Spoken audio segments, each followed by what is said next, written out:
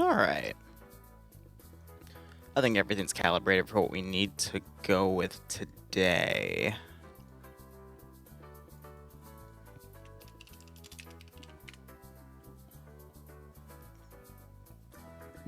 And the round is beginning. All right. Dream, how you doing? You live yet, or what's going on with you? I am live now, but they can't hear. Are you live? Yeah, I just went live because the round started. Yeah.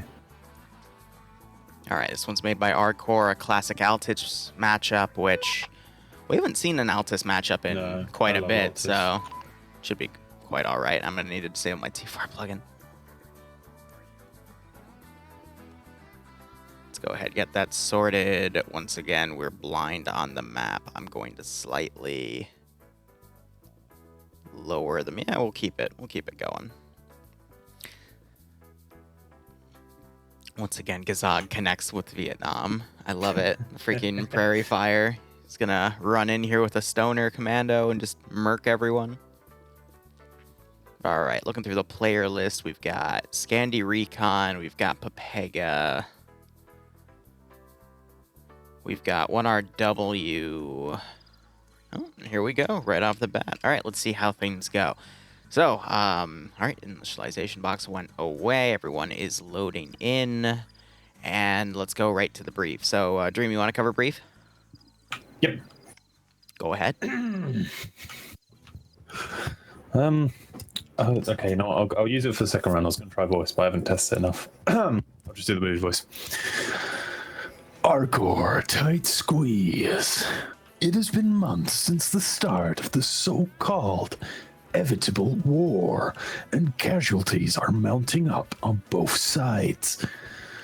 On the Greek island of Altis, Russian forces, OPFOR, have seized control of the Agilashori Gap, a low-lying pass that contains a vital supply route to and from the port city of Kavala.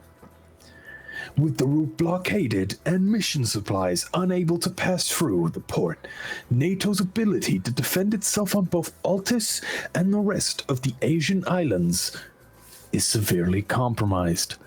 A platoon of U.S. Marines stationed on the island have been tasked, Blue4 have been tasked with taking back the pass and eliminating the enemy forces entrenched there.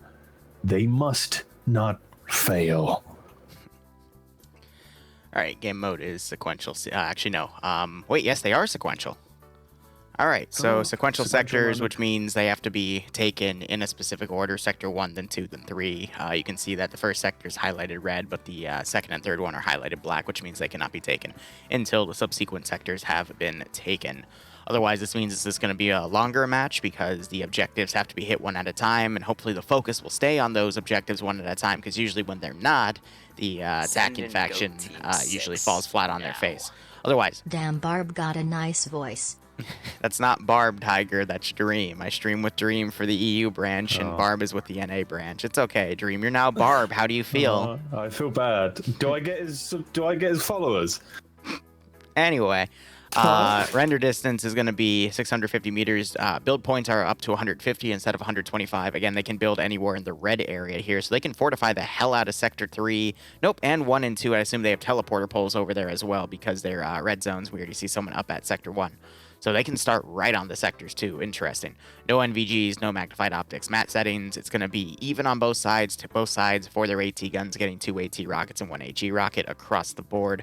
Blue 4 uniforms are going to be the Marine Woodland camouflage here. Weaponry-wise, M16 A4s and M4A1s for Blue 4, basically M4 platforms. Glock 17 for the secondary, 249s, 240 Golfs for the machine gunners, M136, which is just an AT4 for the light anti-tank. Medium anti-tank we saw is going to be a Maz. Sniper gets the M2010 for the X-ray group, and then suppressed shooters in X-ray get a choice of a Mark 14 or a SOCOM 16, both 20-round 7.62 by 54 NATO battle rifles. And then crew and aviation get either an MP7 or an M4A1. Crew served weapons, Alpha is going to get hold of a mortar. Looks like they have access to HE and smoke rounds. You have to just memorize what the little icons there look like, and that is HE and Smoke. Flare has a different little, if you notice, the Smoke one has a little bit of a white pixelation on the bottom. Specifically on the left, a Flare Mortar has something similar to that, but it's on the different side. Plus, you know, Flare Mortars in a day op would probably not work well. And they have access to 3 M2 Humvees. The roster only said 2. I'm not going to go and change it, but 800 rounds per. It's up armored, but they still are exposed on them. So that is quite nice. Also, the Marksman Rifle is going to be a Mark 11 20-round 7.62x54 as well. We just don't see it in this roster. You're only able to see it in the uniform if it's done this way. So, Op 4, the modern Spectre camouflage, Separatist forces. So not directly Russian, but mostly Russian geared. So I'm going to skip down here to the DM, which is going to be an SVD. All right. Loadouts otherwise going to be AK-74s and AKS-74Us, MP-443 Garage for the secondary. Support gunners get an RPK or a PKP. It's going to be the RPG-26 single-shot disposable AT weapon for the light anti-tank. Sniper gets the T-5000 and X-ray. Suppressed shooters get the choice of either the 45-round AKS-74N, which I've heard from people recently is actually also a piece of shit. It has very little stopping power, so you have to really go for the head with this gun. Otherwise, you just can't get the kills. Or the AS-Val, which is 20-round 9x39. AS-Val is...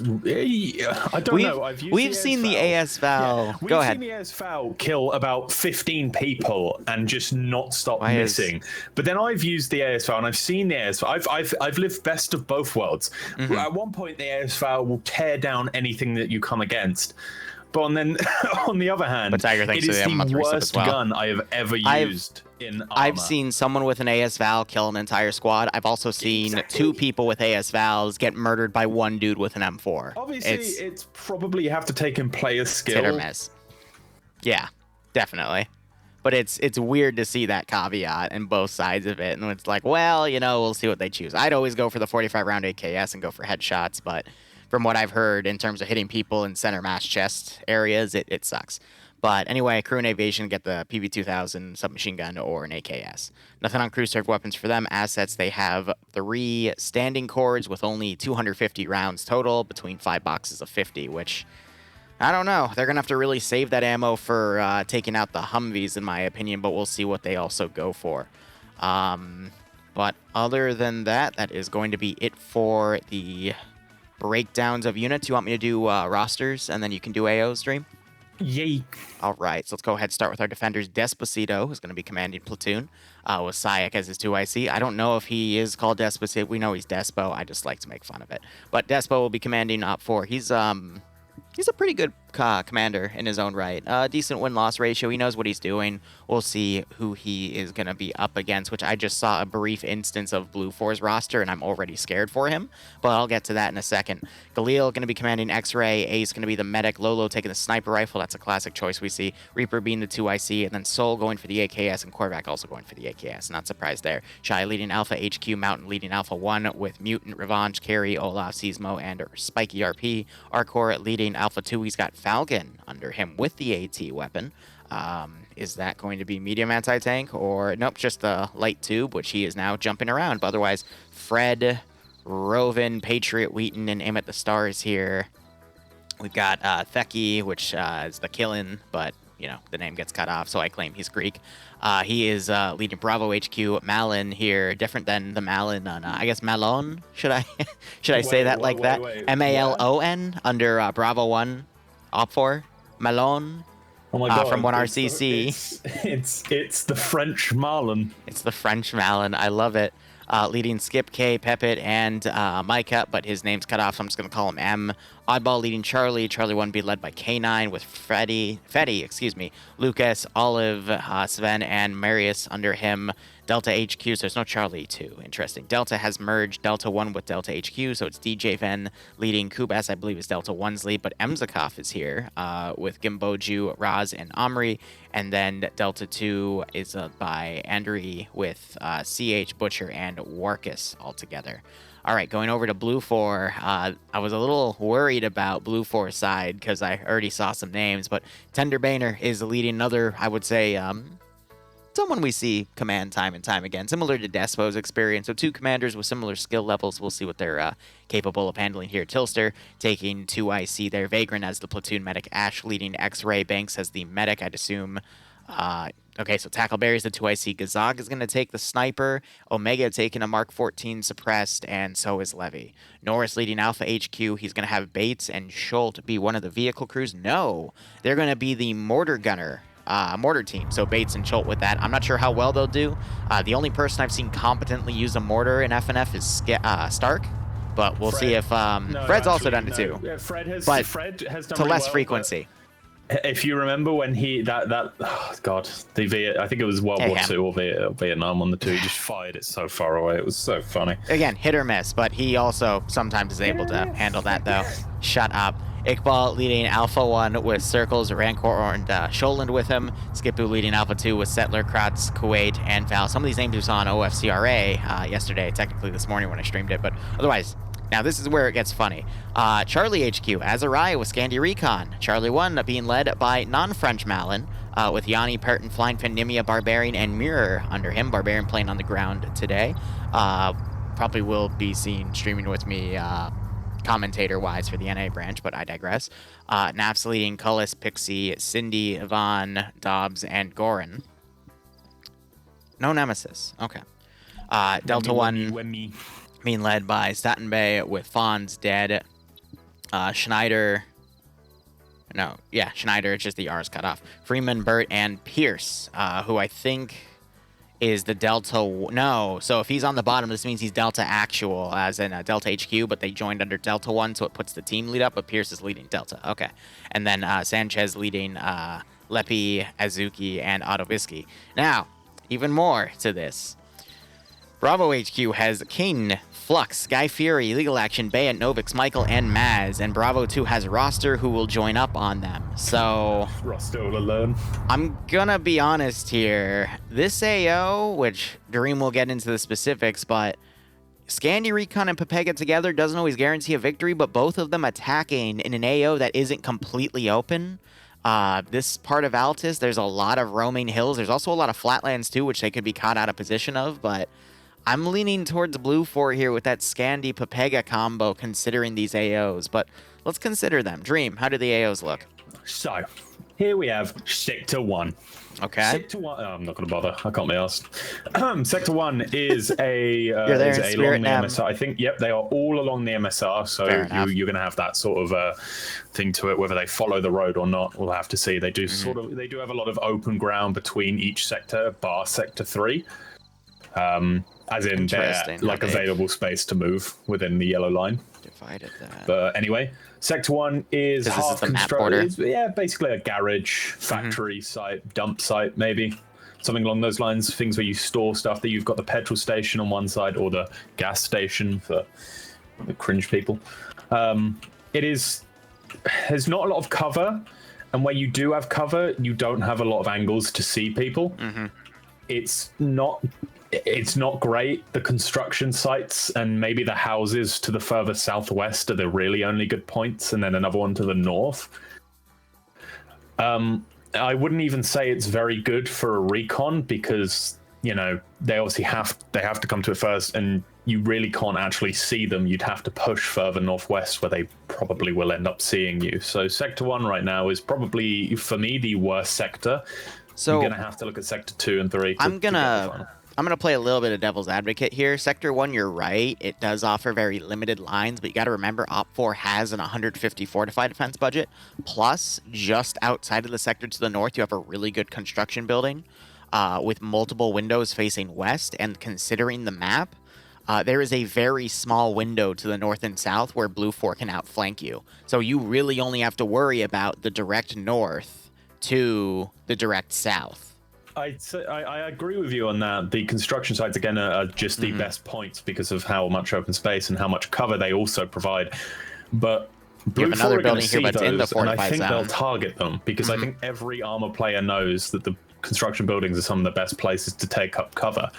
I don't think Red 4 are going to get as much leeway, and also I doubt they're going to use any of their like little, if any, of their construction budget True. on Sector 1. They'll use it on Sector 2 and Sector 3 because those are the two more important ones. Last thing I'll quickly say, just to get, because we only have 2 minutes left, I think an explosive trap is a good thing to do here with at least one player, you know, the explosive specialist in there. But usually we don't. In there, really. Yeah, just wait for it. But then again, if you want to really bait out Blue 4 to come in and start doing CQC, you need someone in the sector to prevent Blue 4 from capturing it to basically just do a suicide play. But we never see that in FNF. Well, no, we once in a while do. When we do, it's really fun. But Sector 2. A quick detour. I think the construction site in between Sector 1 and 2 is really nice. It's, again, I don't know if this one you were talking about before, but it's really like just nicely placed, lots of views, and you will actually be able to see Blue 4 make their advance. But anyway, moving on to Sector 2 because we don't have very long. Sector 2 is a much wider town. It's got some residential areas, some factory buildings again, a petrol station again, much better, and you can already see they're throwing more troops on here. Probably maybe the same amount as Sector 3. It's a lot more defendable. There's a lot more places to hide. They climbed on this and then climbed on that. Now Fred's already on the roof, which is a terrible idea, but you know, those buildings are great for hiding in. Yeah, lots of it's Blue 4 don't really have the best advance. They have one sort of dip in the ground that kind of goes on for a while, but a well-placed GL or nade to break windows, ruin them. That's neat. If they're coming down the road or from the north, from Sector 1 or from that direction, it's still good because you have that the construction site bridging both. And let's quickly run through Sector 3 as a final. Their spawn area this is going to be a really hard AO. The most dense area of all of them. It's more of the same. They've got lots of buildings to work with, construction sites, factories. They've built up this place primarily. They've got a nice bunker arrangement on the southeast, which no one is manning at the moment, which we see a lot of. They waste their I think they also are intending for some of Sector 2 to pull back and take those fortifications, but this is going to be a very tough AO for... I'd say Sector 2 would probably be the strongest. Depends on how Sector 3 holds. All of these sectors, bar 1, depends on how other sectors hold and how good they are. Yeah, so we have only a 650-meter render distance.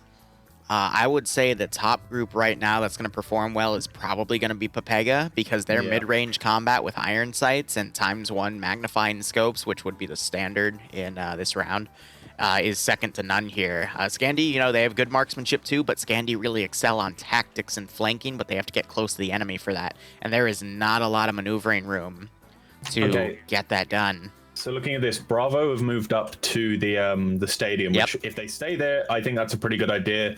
They have a crossfire for anyone moving over to Sector 2. Looking at Lolo here, because I'm assuredly Lolo is the sniper, because he always is on the first round. They're going to move up the hill and probably hug the side as best they can.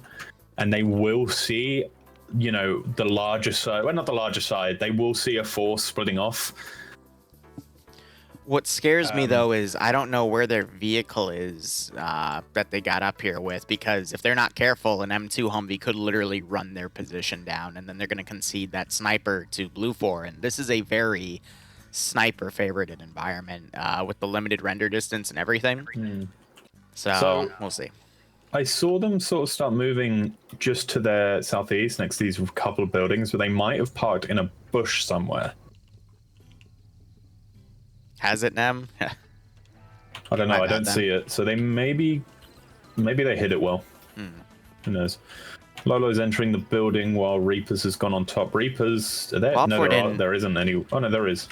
Op4 had to have sprinted from it from Sector 2 because they didn't have any vehicles. So, which I think is a smart idea, not taking vehicles. Yeah, but I think that's done because the AO is so small. But again, I think they're going to get run down eventually. Oh, yeah, but it also helps the AO small because if Red 4 can hold them, then Lolo and Reapers have more chance to move up behind them and start taking names.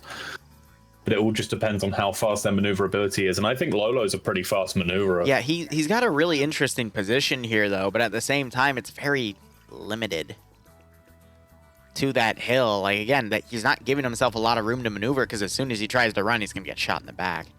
So Op4 is going to concede the sniper very early here. Now, I do like Blue 4's formations, though. We see a majority of them going to Sector 1, with a large force to the north and a flanking force on the left flank of Sector 1, and then another maneuvering force starting to sweep the western side of the map to set up an overwatch point for Sector 2. So even though the AO is very limited for Blue 4... Reapers is about to get overrun. If they check this building, Reapers fucked, and then by association... That's what I was talking about. Yeah.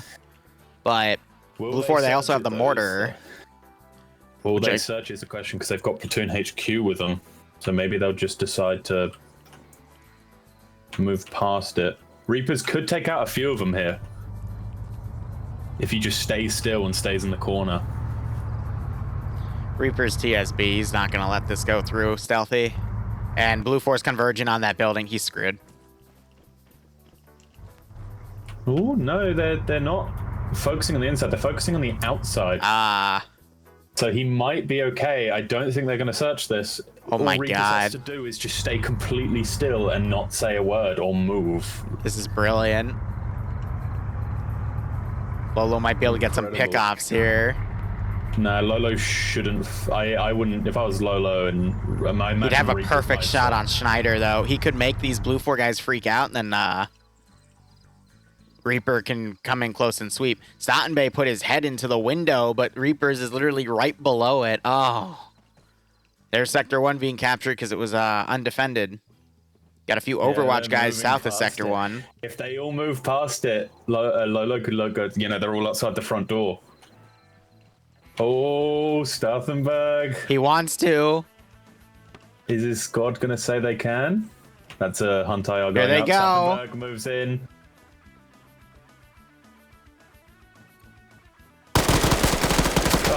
You never want to be prone in a building because then you're just going to get taken out like that. A lot of people talk about being, like, you know, go prone. They think about going prone the door. No, your head is yeah, your head becomes the front of you, and if you get shot in the head, you're dead instantly. You want to be crouched. To the side. It's crouched to the side of the door. Mm-hmm. Alternatively, pop a frag and then just run at them as soon as they open the door. Like, cook it and then run at them. So you have some long-range GLs firing here. Lolo's getting shot in the back because, again, running in a really bad position. He's going to have to get that building to his back. They didn't hear him. I think they just wanted to clear the building because otherwise everyone would have been guns up in that position. So they were just, they just decided to breach that building. Does anyone know what range the mortar squad has? I think they'd have, from that position, at least a range on Sectors 1 and 2, maybe on 3, but I think by the time they're assaulting 3, they're going to move closer. Rest of X-Ray has a good position on the 2 other Humvees, but they don't have AT to deal with them.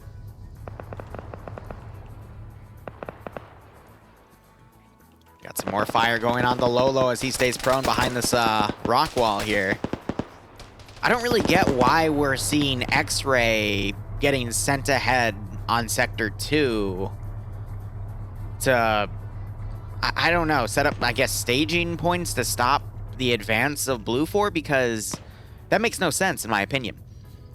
This AO is going to be done within the 50-minute timestamp, whether Op4 sets up a brilliant defense or not, because if it's not, then the only way that can be turned around is if Op4 somehow just causes a massive amount of damage on Blue 4. Speaking of, I think Blue is, yeah, we're seeing Autovisky and Lepe fire up at Blue 4 forces. Mortars are coming in. Lolo just nailed the M2 gunner in Platoon's Vic. Nice. Yeah, and he just nailed it.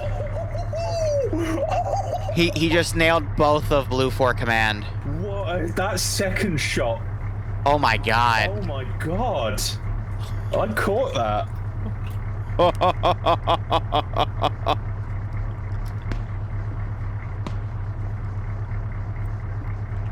That was amazing. He might have actually just done like something huge there, taking out that Platoon HQ that quickly, especially on an attack. Could turn things around. Now you're having the other half of X-Ray for Op4 fighting with Blue 4, just completely charging their position. This is Scandi Recon aggression we're seeing at this point. Medic's working on the wounded guy instead of watching the door. Barb's gonna come up. Oh, he's holding. And Barb gets blown away.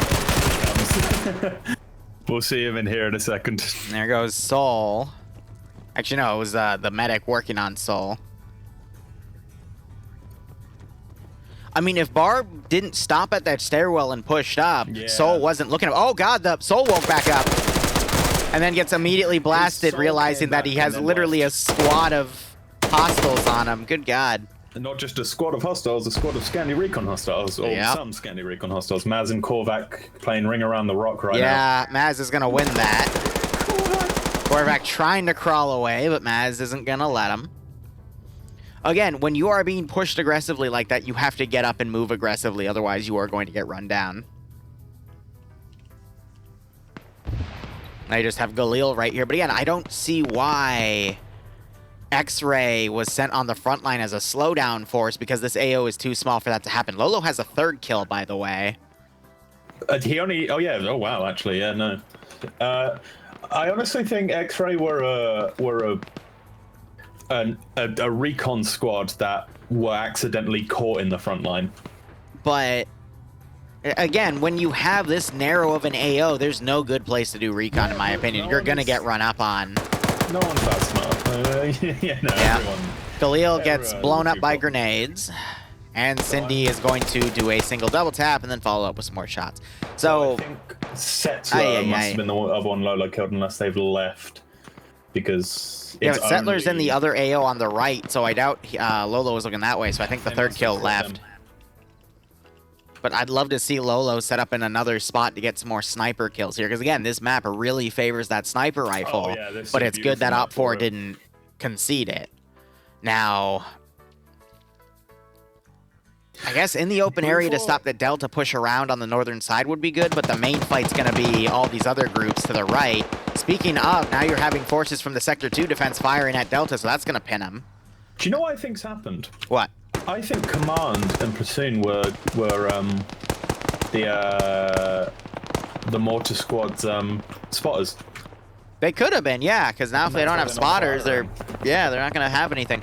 Actually, I disagree with you. Well, no, you might have been right, because the mortars, they were landing about 300, 400 meters northwest of where most of Blue 4 is right now, on the southern side, so they were completely misranged, but we'll see how they adapt. I have no clue how we've made all that. Papega's pushing up. They just lost a man to Mutant, who was able to get a kill in the RPK on the 2nd story window, but with Papega leading the spearhead, Scandy's going to flank around on the far right side. Now it's just up to the defenders here to hold, and we do have Falcon. All right, Falcon, I'm hyping you up, buddy. Don't let me streamer curse you now. Oh, no. Where's Falcon? He's at the Sector 2 defense garrison under Alpha 2. Sitting in the building, which is kind of a surprise from Falcon, but I guess he doesn't really have a choice in this situation. Yeah. Lolo now needs to find a good position to overwatch Sector 2 to get some pickoffs, or hit the pinned group. We just heard a Moz round come in. Might have been an HE round. Yeah, that went on the building Olaf was in, but it looks like it hit the 1st story. Olaf might have taken a few wounds there. He was bandaging, but that was before the Moz round came in. Now you hear the cord suppressing. Bay's dead. Bay died quite far back. He seems just picked off while running. So Mountain's broken the glass window here. He's trying to look south to find this Blue 4 advance, but the trees are going to be in the way. Oh, I just realized I was outside as well.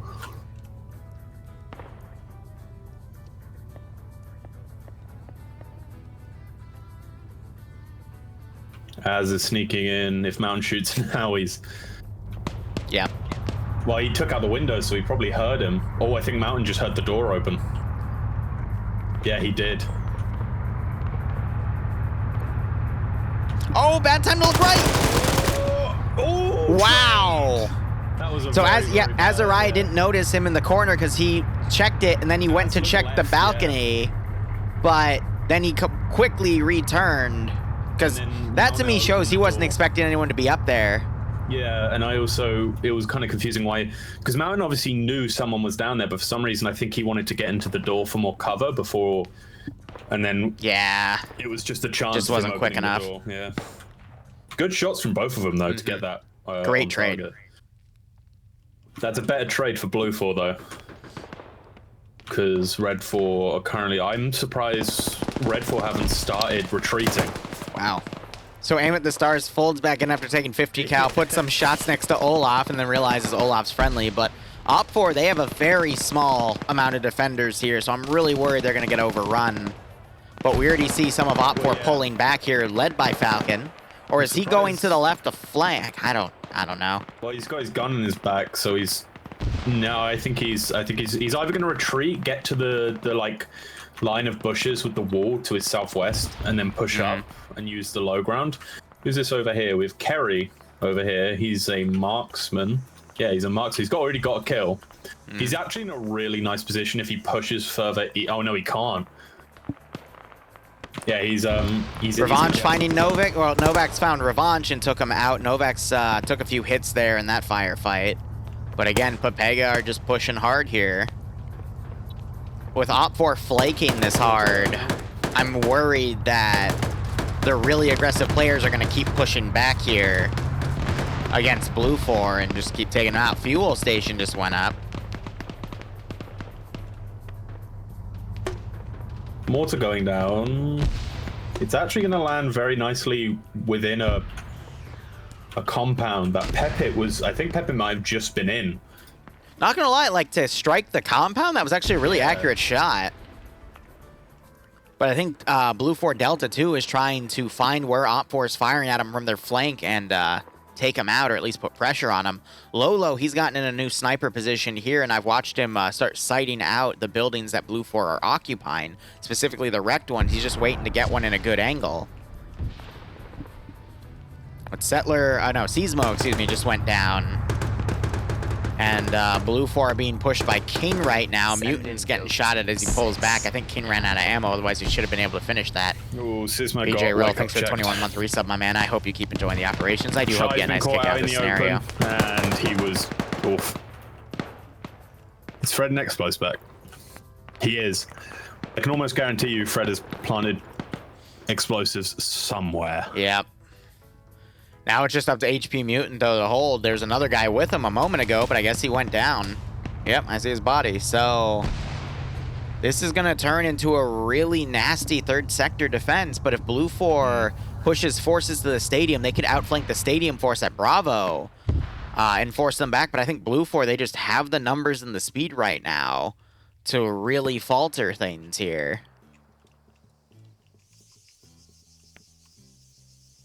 So I'm really watching Lolo here. I want to see how many other people he can pick off.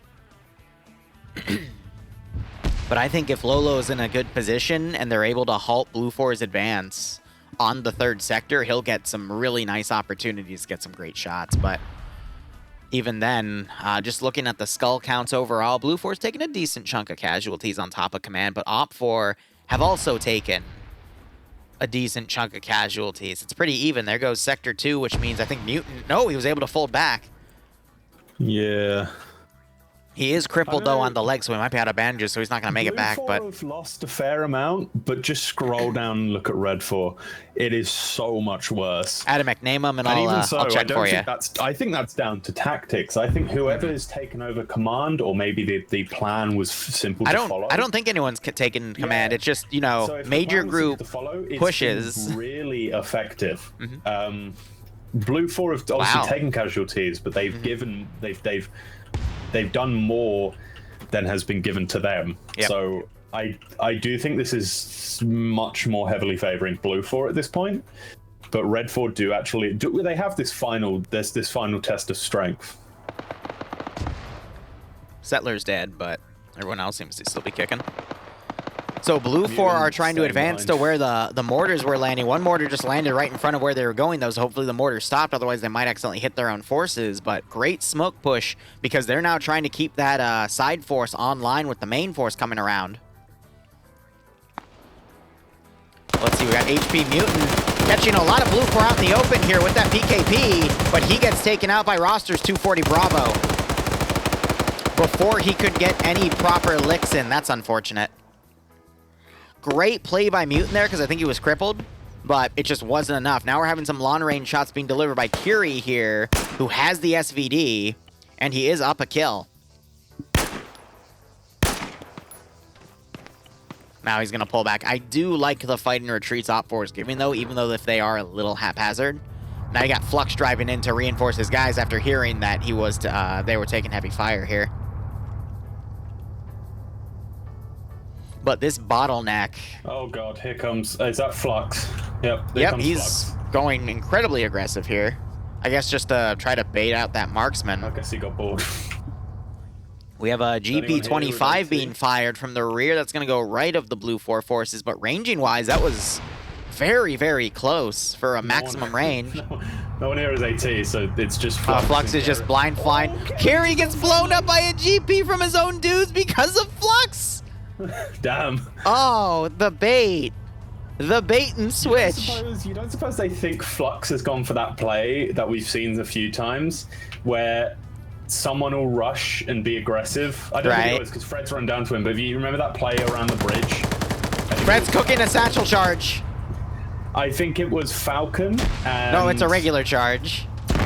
No, do you remember when Falcon and I think it was Yanni were in the Humvee? And they were driving around in circles around the bridge. Right. Wow, a great GP hit there. We saw some sparks go off of that one, but he's literally just baiting the defenders right now. And he's doing a great job. And that is the up-armored Humvee, so it is able to take a lot of punishment. So he might have stopped just to bandage himself real quick because some of that shrapnel might have penetrated. But, I mean, just looking inside, it is the up-armored version, so it can take it.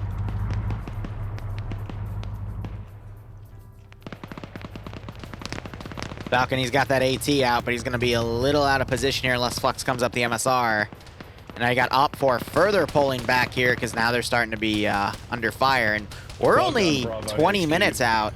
You really heard that Falcon might get this AT. Send in GOAT team. Get him, Falcon. And there goes Flux. Everyone. Woo. Damn. Shadow Fiend, thanks for the resub, my man. I Falcon. hope you keep enjoying the operations. I hope you get a nice kick out of this scenario. I know exactly. First why they vehicle did that. kill. Now they're watching to see if Flux dismounts or anyone else, but I think Flux died in there. He was the only one driving, but yeah, I agree. I think Flux got bored. Flux got bored and was just like, hey guys, I'm gonna go like drive. Lolo's up to his 4th kill now. I think Flux did pretty well though, because his Blue 4 force have been able to just completely move up with like little to no like fight back. And now they're pushing Ark or Fred and Kerry off the hill. You're going to see a final defense line made. Look at where Sector 3 and all the forces are deployed, but Op4 has too many forces on the left flank. I think Blue 4 is going to be able to pincer through the southern side here and get around, because Op4, they got a great amount of defensive plays here, or defensive positions, excuse me, but I don't think it's enough. Especially with all this concealment to go around. Blue 4 making great use of their Hunt IR rounds for their Grenadiers. We're seeing Kane now being offensive, throwing grenades over this hill. But Op4, I mean, again, they've done a great job of pulling back, but they're at their final defense line at this point. This is all or nothing. We need to see Blue 4 move the mortar up. We need to see Blue 4 get in a defensive position before they attack to call mortars in and completely blanket the last AO. We're not going to see it, though, because it's Pepega and Scandi leading, and they do not ever sit on their ass. Op4 is now firing up at the Hunt IR rounds to try to make them fall quicker.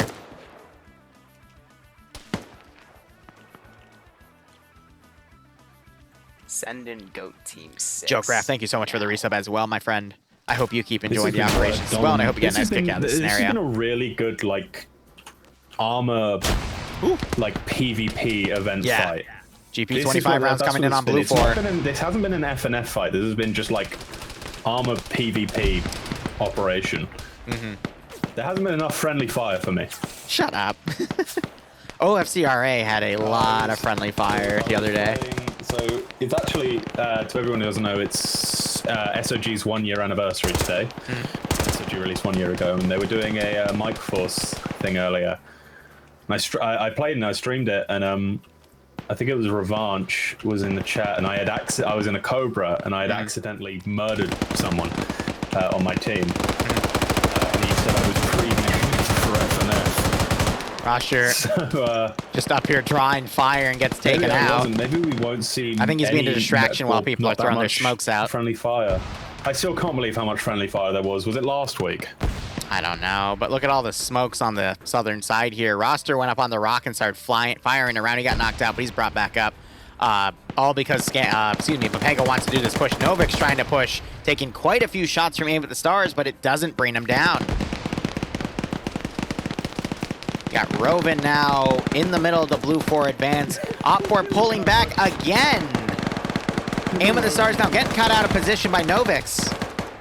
You've got Lolo attempting to climb the hill, but he's gotten to the very point he can't go further. This is where it gets terrible for Lolo.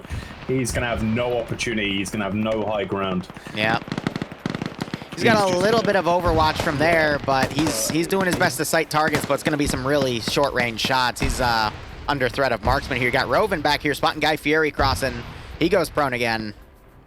Rovin, if he stays back there, he could get behind Blue 4 and do some pretty good damage because you want to avoid engaging the guys on the front line here because then you're going to get sandwiched by more guys coming in. Plus, the guys on the front are the really aggressive ones. Aim at the Stars taking a dirt nap here. I think Novix and King were pushing up and taking them, but I'm really curious here. What are the kill counts of Scandy here? So Keen is on 1, Guy Fieri's on 1, Novix on 2. And Roster on 2, Maz also on 1. So not that high individually, but as a group, they've gotten a decent chunk. But that's also because Op4 has been just pulling back quite a bit. Periton have none, Finn has none, Nimia has 1, Barb has none, Mia has none, and Az has 1. And this is what I was going to say earlier, but I didn't actually end up saying it. I think this has been an incredible team display, yes. Like an entire Platoon display.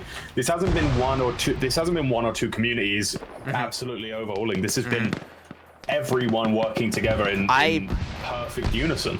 I agree with you. This has been a really good display of tactics by both sides and communication on both sides. We rarely see communication done this well in FNF. Which I wish this was the standard, but communication often breaks down by the time the second or third rounds are done.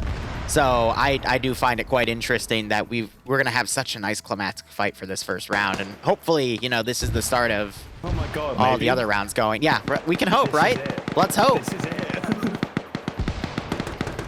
Normal FNF? Normal FNF, baby. Let's go. Yes, Knight, but you got to know where to join. I'll take care of it when the first round ends. All right, so Blue 4 is trying to consolidate now that they're pushing all their main forces up. Fred just got blown away and failed his wake-up check. Mortars I'm hearing going off, but I have no idea where they're landing, and you're having Alpha 2 for Blue 4 coming up the little riverbed here to try to test Op4's line, and Op4 doesn't have any guns looking in that direction.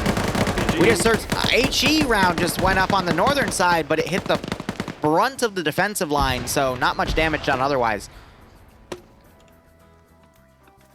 Op4, they've pulled back a lot of forces from the northern flank to cover the north from the sector itself, but I think it's not going to be enough here. I think Blue 4 is going to eventually be able to swarm this AO. HE rounds firing over now to try to adjust, but it's not doing much. Lolo still on this little hillside, not finding much. And you're seeing Falcon moving around the line as well. Guy Fieri being the point man here, well ahead of his forces. But now you got Alpha 2 folding in. Grenades being thrown right into this defensive position. One bouncing right in the Butcher's face. He doesn't notice it, takes it. Another grenade goes in. Great play by Blue 4 Alpha 2. These nades.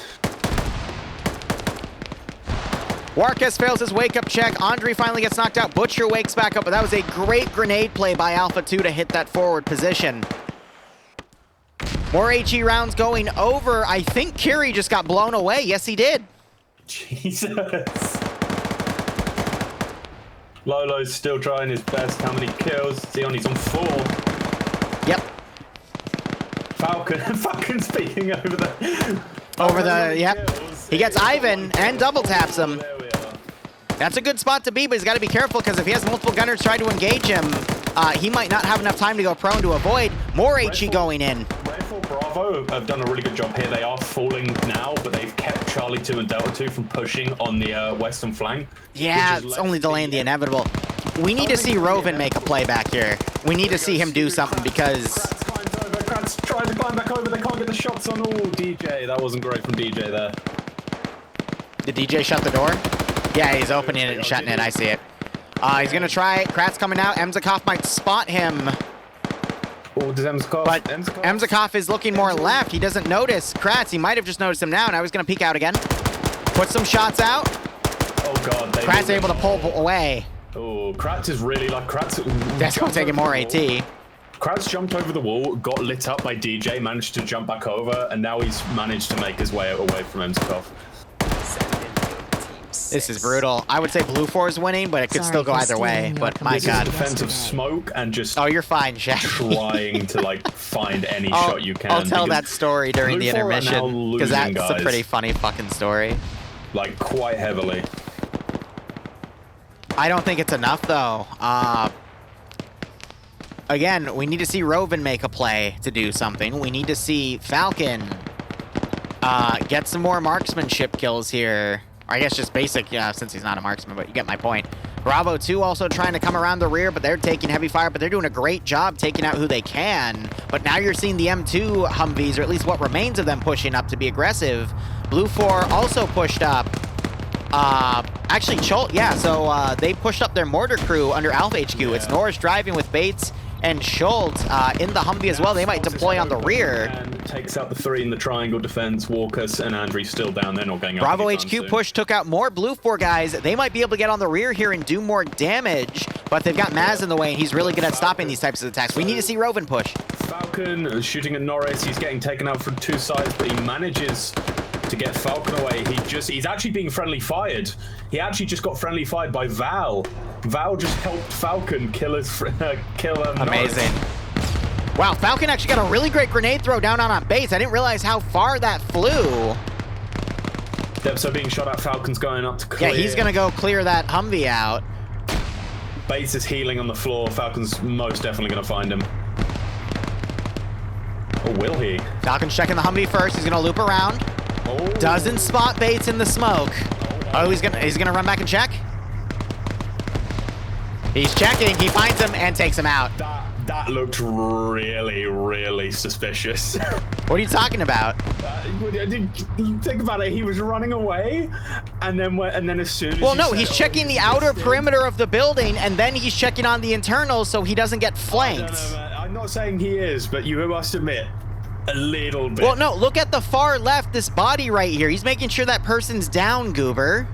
Well, how did he see that body and not see the Because guy? he ran, because the smoke was too thick. He wanted to check that body was down, and then he came back to the center of the smoke. I'm not saying he was, but from first glance, as I saw it, I didn't see the body you're talking about. From first glance, it does look suspicious. Look, if we want to talk about... No, I don't want to say it, because I don't want to... No. Please say it. No, because I've heard a rumor from a few people that a community that got banned for stream sniping is coming back. I know exactly who you're talking about. We'll talk about that when we get there. Yeah. Wait, I know exactly... What? Naf's just got a nice drop. I need to DM you after this. Naf's is on 4 kills right now, but yeah, Op 4 just don't have the numbers to maintain this. Blue 4, though, Falcon's taking the Humvee, and he's now trying to suppress Blue 4 as they come up. Did Falcon just die? Falcon just died. Come on. I don't know who shot him, but, oh, it might have been Naf's on a flanking shot here. Yeah, he's on 6 kills now, and he killed the guy inside, so Naf's got the second guy in the warehouse, and he just flanked and shot Naf's. Falcon. Lolo on 6 kills right now. He's folded back into this bush here. Again, doing a good job, but it's too little too late. He should have been on different blocking positions to help whittle things down. But even then, with the remaining numbers here, I don't think it's enough. Legal Action blows Despo away with that 240 Bravo, or excuse me, Gulf. And you got Pepit and Roven still all the way on the rear. Roven, yeah, completely ineffective. And there's the final guy going down in the sector, and Blue 4 has won a 32-minute round. Not a bad start. Very good tactics overall. Blue 4 misplayed the mortar a bit, but that's to be expected in FNF, but the coordination of all forces was great. And Falcon coming in to say it was lied to. What else is new? But I think Lolo sniping Blue 4 command early on in any other AO would have been amazing. but it was just such a small AO that Blue 4, even without command, they would know what they're doing. All right, first intermission. That was good. Enjoyed it. So we're going to go ahead, go to our creator dashboard here. Start the first intermission. I don't give a shit about this new feature, Twitch. Please stop going over my interface so I can do my job. Thank you. All right, that is running. Again, if you want to avoid the intermissions in the future, feel free to subscribe. Have fun in round 2. Falcon. All right, gonna go to voice acty. Let's go ahead and transfer our commands over. Then I'll deal with the 2 things I said I'd deal with during intermission. So, Viralati is going to be our map. Let me go ahead and switch that command out. So, map command is gonna be Viralati. Let's go ahead and switch our music out. That, I'm feeling this song for this one. I'm feeling summery. Let's play our summer playlist. God damn it, Dream. On FNF Radio 45.1. All right, now we're going to change the mission command. This is going to be round 2. Op 4 is going to be attacking 3 Blue 4 terminal sites.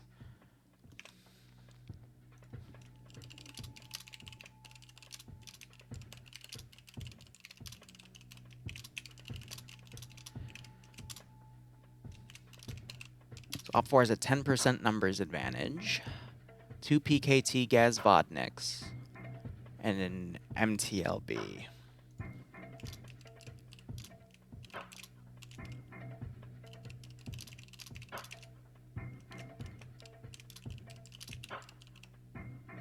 Well, Blue 4 has...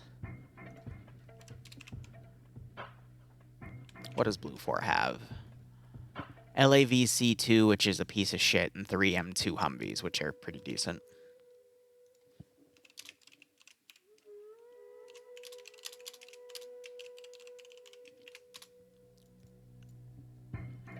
All right, that's switched over.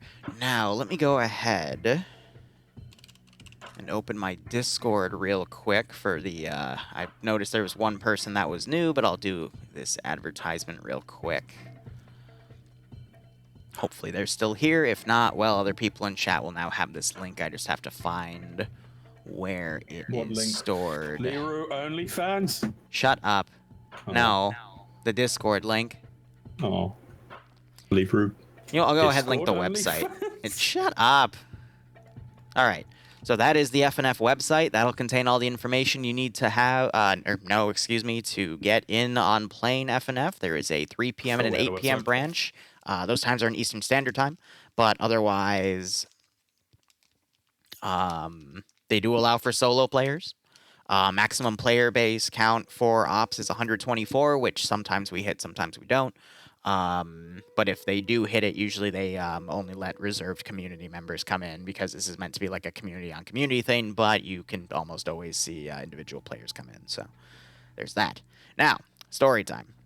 I was over at a taco joint the other day for Cinco de Mayo, and a buddy of mine starts messaging me saying, hey, we accidentally accessed your computer. And I'm like, what? So apparently, when this buddy of mine back in, I forget, it was during Christmas or Halloween. I think it was Halloween. He set up a Steam link on my account so we could access some of his games for like Jackbox and stuff. So we could run it at my place. We never disconnected that. So I don't know how, but he randomly was able to access my computer through Steam. So thankfully he didn't find the porn. He didn't find the Soviet launch codes. And he didn't find a picture of my face. Because that would have been bad if he put that up while I was streaming, especially. But the threat was contained. But it was pretty funny. I've seen Liru's face. He's a wizard. A wizard? A lizard. Dream, I've seen your feet, and you are not a lizard. In fact, I sold pictures of your feet. Yeah, I was actually. So after the Vietnam horror op, we were both in the other day. I was talking to people. It was quite late. It was obviously quite late for me, and they were interested because it's funny. I started speaking, and someone went, "I've heard that voice from FNF." I just went, "Oh, fuck's sake, is this my legacy?" It was, "Oh, what's so wrong about being a legacy?" I was like, "Actually, you know, it's not that bad. It's better than the legacy being that I sold feet pics to Liru. I sold it. I didn't sell them. Sorry, I gave him them." And then I sold them. But either way, does Bloodwing know about the porn? Who do you think sent me the porn? And was the thread eliminated? Does Bloodwing know about the feet pics? Why would she need to? You want me to tell her? I don't know. I don't know if she was keyed into that part in... That was almost a year ago now, actually. Yeah, right. Anyway, chat's also saying, hey, that guy from FNF is co-commentating with Liru again. How do you feel? Stop. I don't really have a legacy yet, but I guess this is it. I mean, you'll forever be known as that guy from FNF, Dream. No, please. You know, I'm looking at this map. There's a lot of op 4 here. If I scroll down, okay, there's more blue 4, and there's more blue 4 up the top, but that middle game, that's a lot of op 4. I should have used the Soviet launch codes? No. See, if I have them, then the Russian government doesn't have them, all right? That's the point. So they can't do something stupid with them, because they're already doing stupid shit right now. But I digress. Wow, is that the Minecraft streamer Dream? Dream, by the way, you still owe me 20 bucks. Like, you've owed me 20 bucks for at least a year now. So, yeah, and it's gonna become 2. Bro. Where's my 20 bucks?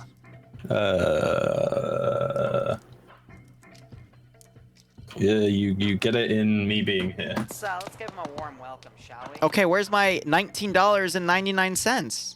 Ow. Well, it's 1 cent. It's 1 cent a year, or 1p a year. Cent, like a cent doesn't really make sense for you. Get it? Haha. So you know you'll have to wait 20 years. 20 years for my 20 bucks. You know, I'm going to charge interest. Chat, what should the interest rate be? Okay, don't ask your chat what the interest rate rate I'm going to ask chat what the interest rate should be. I'm sure my chat is filled with bankers and stockbrokers and people that really know what a fair interest rate. Right off the bat, I'm told 2%. And then 77%. All right, yep, fair enough. So let's combine both and make it 79%, and then minus it by 10%. Can you at least take off 10 and then make it 69, because then it'll be funny. 250 on the fig. Oh! At least 50%, 3 points over prime, 69%. That's what I was thinking. Nice. 5% with an interest to grow the APR. Ooh. Shut the fuck up, you nerd. Ooh, to grow the annual percentage rate, Dream. I'm liking these plans. I feel like APR nerd. An American banking system. How badly can I screw everyone today? System. That is what it is. The American wanking system, also known as the housing market. Exactly. Oh, God.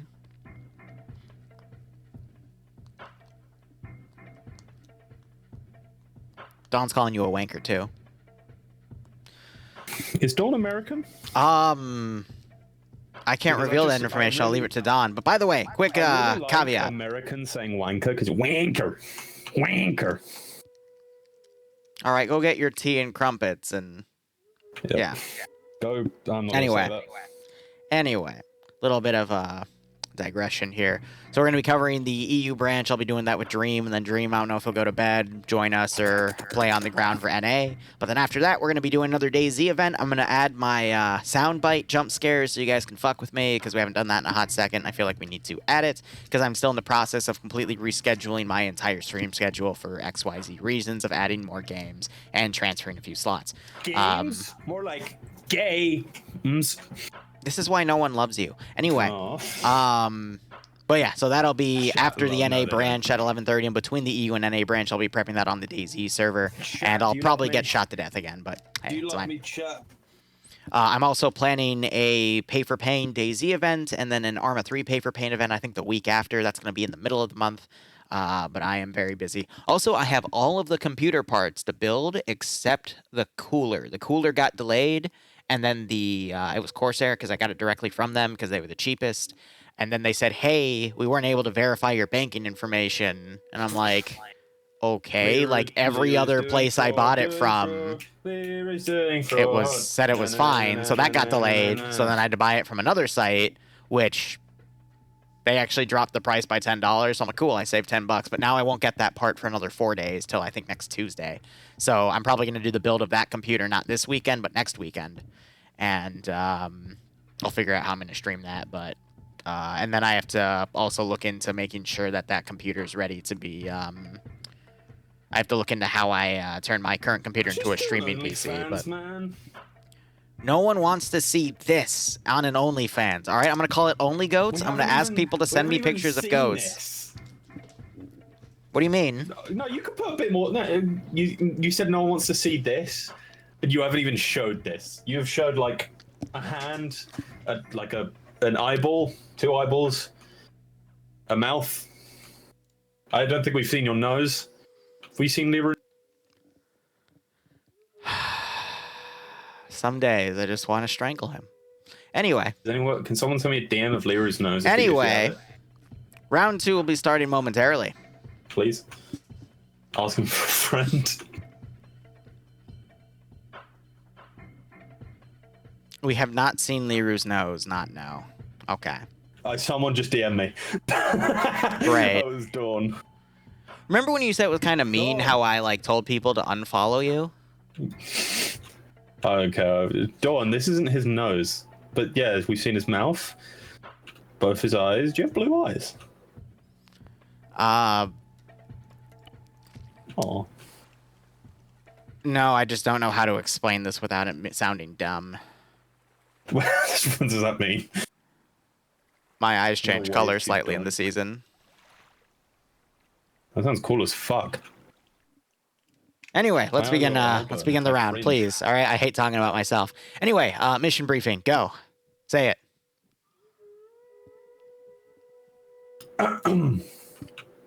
Finland, the near future.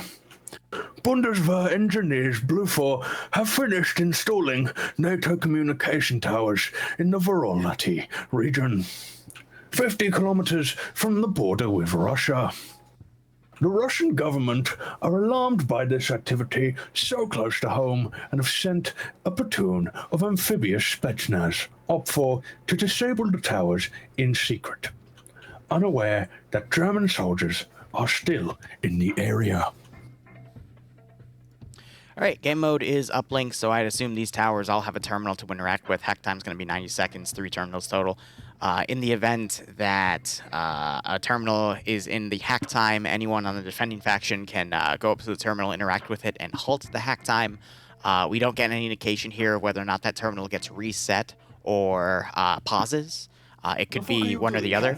Usually it is paused, but in some events, usually when it's sequential uplink, which is not in this case, it resets in sequential, but with regular uplink, I think it just pauses. But otherwise, mission variables here, 800 meters render distance, no magnified optics nor NVG equipment. Build points have been bumped to 150 because the default is usually 125. Medium anti-tank, both sides are going to get 2 AT rounds per AT gun. Blue 4 fielding the Maz, Op 4 fielding the RPG-32. Uniforms for Blue 4 are the Bundeswehr kits. So platoon lead, sergeant, squad leader, team leader, auto rifleman assistant, grenadier, IR, which have the hunt IR rounds, the little camera parachute rounds you fire in the air. Machine gunner assistant, combat engineer, the guys that have explosives or mines, depending on which one you pick. Light anti-tank, medium anti-tank, 1 an assistant, medium anti-tank, 2 an assistant, because sometimes they change the AT. So the second guy has a piece of AA, a man-pad, or a stinger, for example. And then recon infantry scout, so the sniper, designated marksman, which for Blue 4 looks like that's a 416. And then the recon infantry scout, these are the suppressed guys, my bad, because the sniper is the guy that gets the sniper. Crew lead, crewmen, pilot, medics, and then you have your base kit. Otherwise, loadout for the Germans are going to be HK G36s. Who saw that coming? G17s as a secondary weapon. Mini-Me's and MG3s for the support weaponry. MG3, I would say, is the most devastating machine gun in all of Arma. But you have to bipod it. But that fire rate with that high caliber can just absolutely massacre people. Otherwise, light anti-tanks, the M72 Law. Recon for snipers, they get the M2010. And then the suppressed shooters get a choice of Mark 14 or an MP7. And then crew and aviation either get an MP7 or an HK G36 carbine, which is what that C is for. Nothing on the crew served weapons assets. They get a Willy Jeep. Another more modernized Jeep Wrangler, 2 Snorkel Humvees, which I think can only carry 6 people, as it says right there. 3 sit-down 50 cals. Okay, so they don't get Humvees. It's just static HMGs, which are the sit-down variant, which means they can't turn them a full 360. And then the LAV-C2, which is just an LAV with a 240 Bravo for the commander to turn out and use, which in my opinion is a piece of shit.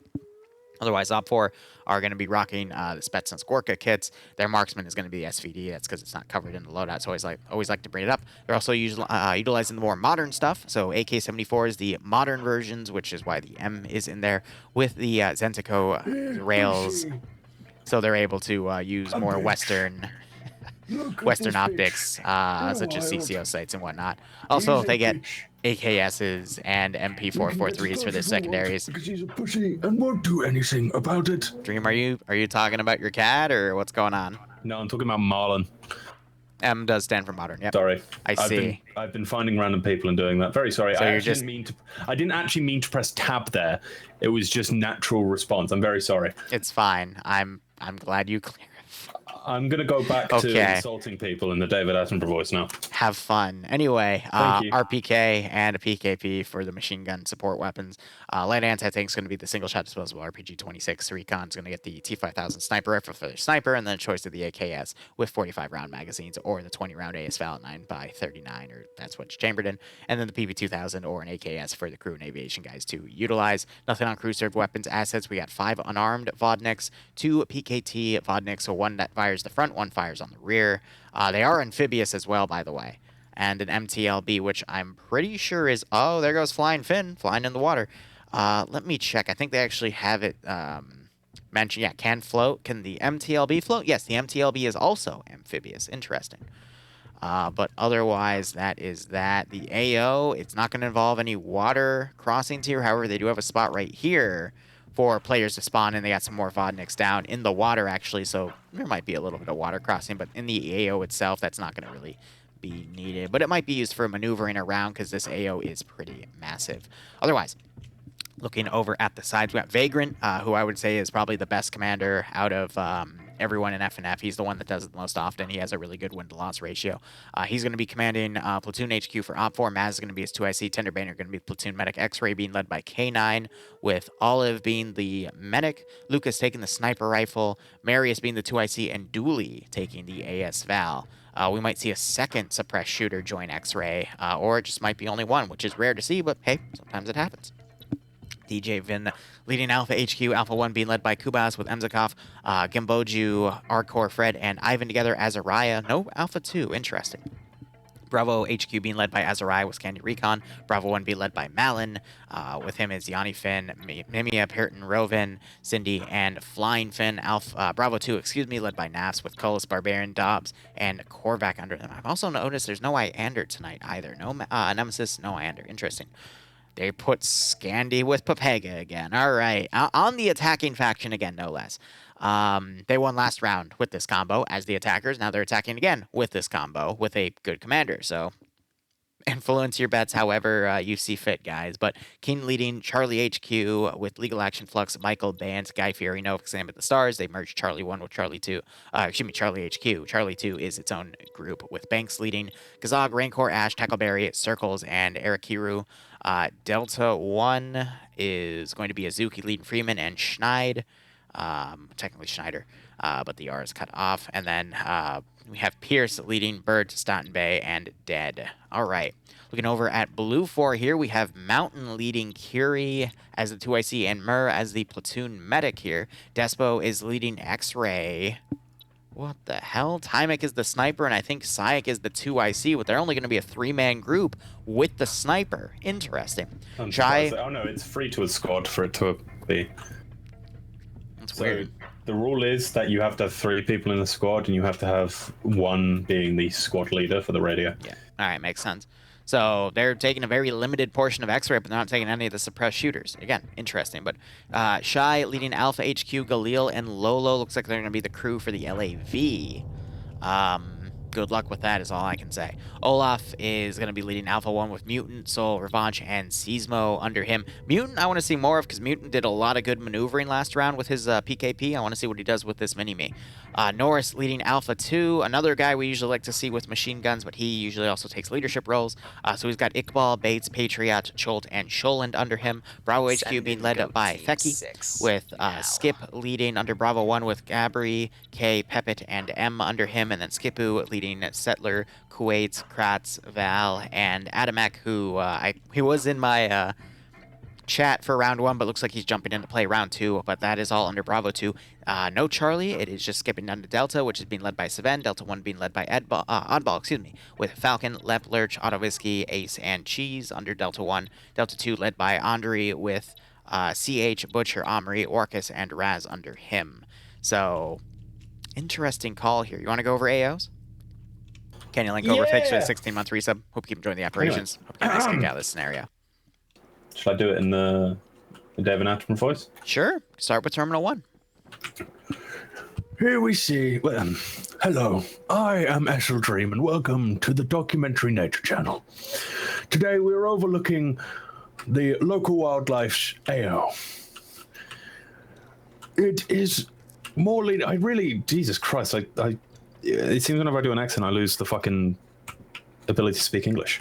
Sorry about that. Here we can see quite a residential area with maybe a few factory-type buildings spotted around and a large radio mast in the middle, which Falcon's I think on has blue been for, placed via he lost the last time, map so keep maker that in or mind. mission maker. Lots of trees, lots of areas to sit and hide. This is a very, very good position for the defenders. Not so good for the attackers. The attackers are going to have a very, very hard time attacking this position and trying to take the terminal. Do you have any thoughts? Well, so I already see Blue 4. They're trying to set up positions here to utilize their statics here. We have one guy floating, Skipu. They picked up the static while Skipu got in the turret. I love that trick. And they can also, Skipu can, yep, there it is. He can manually turn that static as well while he's picked up, so he can spin to win if he wants. He could also technically blow away the guy carrying him. And if he dies, he'll be put in that animation permanently. He can still get off the turret, but the turret will stay in the air, avoiding gravity, which is quite fun. But they got to be careful with moving that because that will arma people if they're not careful. But this is really decent. funny to kill people with it. It is. This is a very decent defensive position. I'm only saying decent because it's on the edge of the spawn border for them to set up fortifications. And I mean, there's buildings all around that OPFOR can use to maneuver up to this position and really draw it into CQC, which is not what you really want. The best defensive positions are ones where you have at least 50 to 100 meters of open ground to catch anyone out of position or force the enemy in a smoke charge so you can suppress the smoke as they attempt to push in and make them take more casualties. So not really thrilled with Terminal Site 1 here. Again, decent, but not really worth dying over in my opinion. Oh, yes. Okay, anyway. Moving on to Terminal 2, more of the same, except a bit more on the factory side, maybe. Actually, no, I take it back. Quite factory/militaristic. You've got the bunks, which I guess could be, you know, I can't be asked. You've got the bunks, Why are there three and dudes it's a in the factory bathroom? area. It's not residential anyway. You've got a church, and that's about the only residential thing, but it's mainly a factory area, lots of logging and woodcutting stuff. Kronite jumped in. More open, more places to be, more places to go for the attackers. It's not the Interesting. greatest of them all, but it makes sense to be the middle one because it's sandwiched in between two sort of close core ones. And the last one, which Wasn't he the guy that just I'm asked skipping about- over the second one a little bit because, you know, it's not that remarkable. Plane? There's really not much to talk about. But I want to talk about this third one because they do it that far like back, but every yeah, like no, you couple can jump weeks right where in. they just That's cool. put a terminal around a single radio mast and a hill and call that they just location. I don't like these. I hate these because they are always tipped towards attacker sides. Just because you put it on a hill and just because it has a radio mast doesn't mean it's going to work as a zone. You can see they've probably used half of their budget just building up this one area to make the final AO. To make the final AO, and even then it's not good. This thing will fall. I like seeing that people that come in here. It's relied upon as they want to join, give them the information, and then jump right in. Is it? That's one of my favorite things to do as a content creator for Arma. So. It's not sequential, but. You know, it's going to fall as soon as someone comes near it, and that makes sense to why they've beefed up Terminal 1 and less beefed up Terminal 2 and 3, because both of those are going to fall within the first, like, large attack. So they're hedging all of their bets on Terminal 1, and I think Blue Forge is going to get, I think Defender's going to get rolled. Well, I wouldn't say Defender's got rolled last time, but I think they're going to get rolled this time.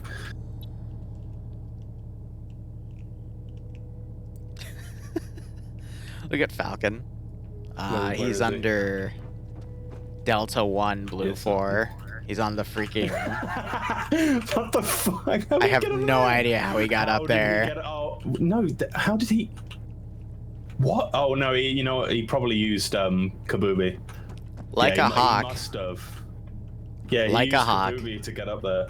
He's gonna get killed like as soon as I don't think so, because I've never. When you breach this area, your vision is literally limited to not look up there, unless they breach from the opposite corner and look up. They might see him. Oh, he's down. And he just jumped down, but that is. I was gonna say, yeah, no, you wouldn't have been able to see him. I entered through the beautiful. door about person height. You can't see him, but that's not a Falcon. That's not a Falcon spot. Falcon likes to move, so Falcon just flew for me. Falcon is flying. He has become the bird he's always wanted to be.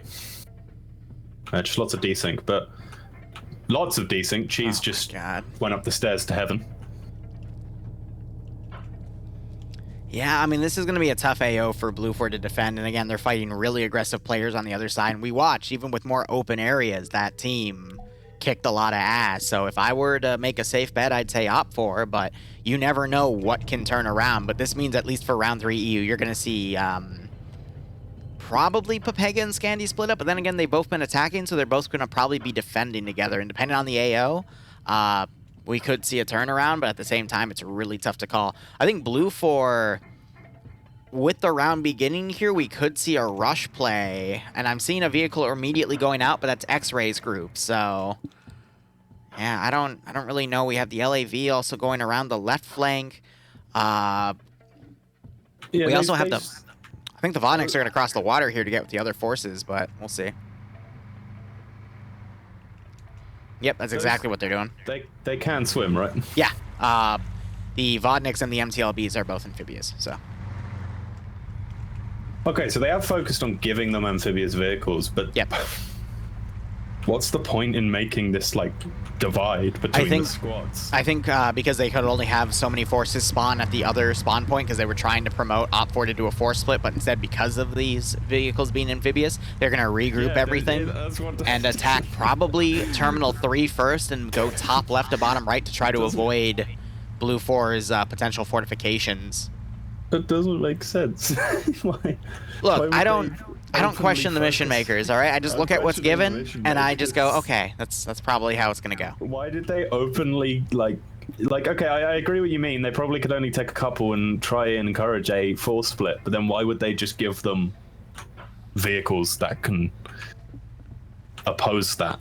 Oh, apparently Vodnik literally means water thing or something in Russian, except it's not water thing, but it's something related to water, so... The more you know.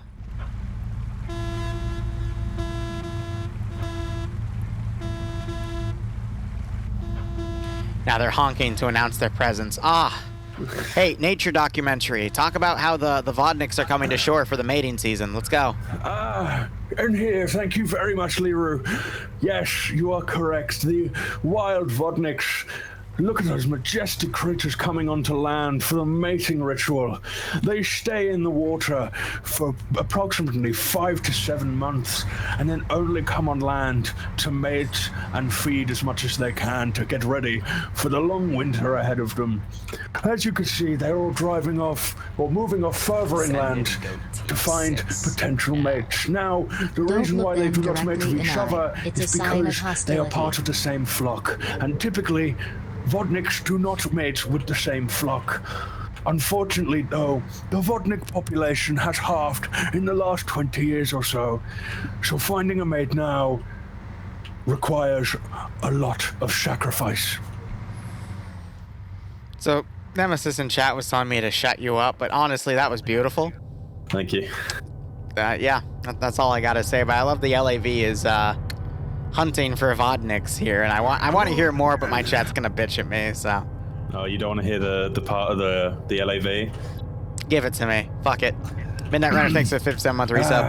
Hope you keep enjoying the operations. The Vodnik's natural Get a nice kick out of this scenario. The LAV. There's even less of them in the wild, but they are not restricted to seaborne creatures. They mainly typically stay on land and prowl the edges and inlands of forests, searching for those Vodniks for its next meal. Okay. So as I called, Op 4 is going to go for a massive flank around. They're going to try to hit Terminal 3, then 2, then 1 first. And this is to try to bypass Blue 4's positioning, which is probably going to work. Because if you look at where Blue 4 is, they're heavily deployed right now on Terminal 1 and 2.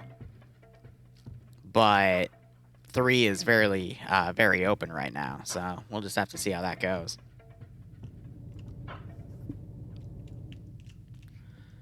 Overall, though, we also have a small force coming in from the right that appears to be X-Ray. Again, I never understand why they put X-Ray in, like, the exact opposite position of where Op 4 is going to do their attack, or any faction, for that matter. Simply because if you're going to just attack in one direction, attack in one direction. But if you want a group to harass another side, then just send a squad. Because all X-Ray is going to do is plink at stuff, but as soon as they run into an armor threat, they're screwed. So there's no point in sending X-Ray in a different direction. I really think they just do it as an afterthought of, oh, okay, let's put X-Ray in this one direction just to give them something to do. Because X-Ray could be used as a scouting element here. They could be used as an Overwatch element with the sniper. There's just so many other good things they could be doing instead of, oh, let's just send them in a angle completely unsupported, just harass the enemy. Like, that just shows the short-sightedness of, I guess, a plan that Op 4 is trying to develop, or they just didn't think about them, and that's how it all fell apart. So, I don't know. I don't know. X-Ray is a lot of people, because especially when we had the old, what do you call it? When it was marksman instead of sniper. I've forgotten the word. Do you remember what I'm talking about? When it wasn't, like, we didn't have the sniper squad, it was a marksman squad? Yes, where they had an SVD or a... yeah, well, yeah, you know those times? Yep. A lot of times way back then, when. Like, yeah, way almost back a year when. and a half X-Ray ago. was typically used as a forward force to harass and take out the enemy. But now that we've more moved into this point where the X-Ray squad is bigger and has less maneuverability, I think people are still trying to grow out of that, you know, aggressive form of an X-Ray squad. It can still be aggressive, though. You Yeah, just you can still handle it with aggressive, two teams, but you do know? you remember old X-Rays used to, like, they'd be on the front lines constantly? I mean, I'd do it. I'd be the marksman, and I'd leave. I'd get permission from command and my squad leader, and I'd leave and go off and just be aggressive. But now that we have the sniper, I mean, with the marksman, you can be much more aggressive because you can shoot faster. But if a sniper is getting onto a one-on-one with an AK, you're going to, like, you know, you're going to have issues. I mean, what's stopping X-Ray from just not taking the sniper and instead utilizing the suppressed shooters and just going in close? You know what I mean? I think that's the same thing. I think a lot of people think that X-Rays have to take this, you know, or hell, give the sniper to one of the squads and trade out for a different gun. Like, take a PKM or take AT, you know? Like, switch your shit out. But look at Op4's maneuver here. Blue 4 doesn't even have eyes over here. The closest I see is Raz and Omri, and I think Raz just pulled his binos out. Yeah. No, I mean, you're right, but I feel like the sniper and what was the marksman rifle were such, like, legendary things that you couldn't get anyone else, that people feel, like, required to take. When that isn't the case at all. You don't have to take the sniper. You can just take your 2 silence guys and still be effective, if not more. But I feel like people have to grow out at that part where they use. I mean, people want to use the sniper. I want to use the sniper. I like using the sniper because I have fun with the sniper, and it's what I'm probably best at in a PvP scenario. But you don't. You know, there's no need to use it. Well, we got the Here comes LAV Lolo, coming back around. Oh no, the Vodniks have deposited their children. Shut up. all of these soldiers here, if they weren't killed, they will grow up to be Vodniks. That's how it works. That's not how it works. That is how it works. It's not how it works. That is how it works. All right, so the LAV is just doing a patrol back here. The gunner's turned in. Oh, he does have a little commander camera, actually. So he's just checking the forests up here. He just stopped. He might have just seen Russian movement. Yep, so I think he just saw that the Russian forces are now coming from the northwest here. So we might see a massive redeployment of Blue forces here in a second. Russian magic. But I think at this point, if Blue 4 were to redeploy, it would be too late, because while they were finalizing that maneuver, Op 4 would be on the attack on Terminal 3. So it's just going to be a game of Terminal 1. We might see the Northern Force try to outflank on the northern side, but if they try to maneuver, I mean, they have a static M2 up there. That's going to be completely worthless. X-Ray is probably going to get enveloped for Op 4, because we have some Blue 4 guys immediately to the south that can easily counterattack. And Red 4 have made it a decent ways in without being spotted once. Lolo spotted them with the LAV. Oh, he did. He spotted the northern group and he pulled back, yeah. Yeah, but is he actually told they're going to anyone? good pincer maneuver here, though. I think the northern group's going to go for Terminal 3. The southern group's going to go up the MSR and start harassing Terminal 2.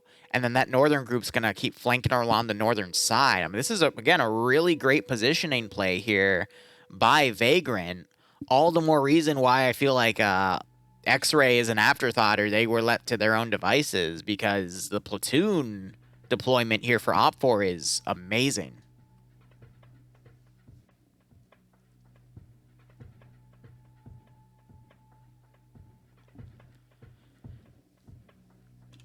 Now we just have to pretty much wait and see as these forces move in. So Raz and Omri, I think Raz has spotted some forces here. Yep, so he's trying to get Omri online with that 240. Or the MG3, excuse me. Go ahead. Racket is Red 4 X-Ray is actually stayed behind. I don't know, is he the squad leader? No, he's just a normal rifleman, but he's stayed behind, and now he has Blue 4 X-Ray slowly making their way towards him, and they're going directly, like, towards him. Yeah. So they will definitely see him. So he's probably Terminal 3 is about to be initiated. Having some shots fired from that MG3 on Andre's position. Or no, excuse me, Omri's position.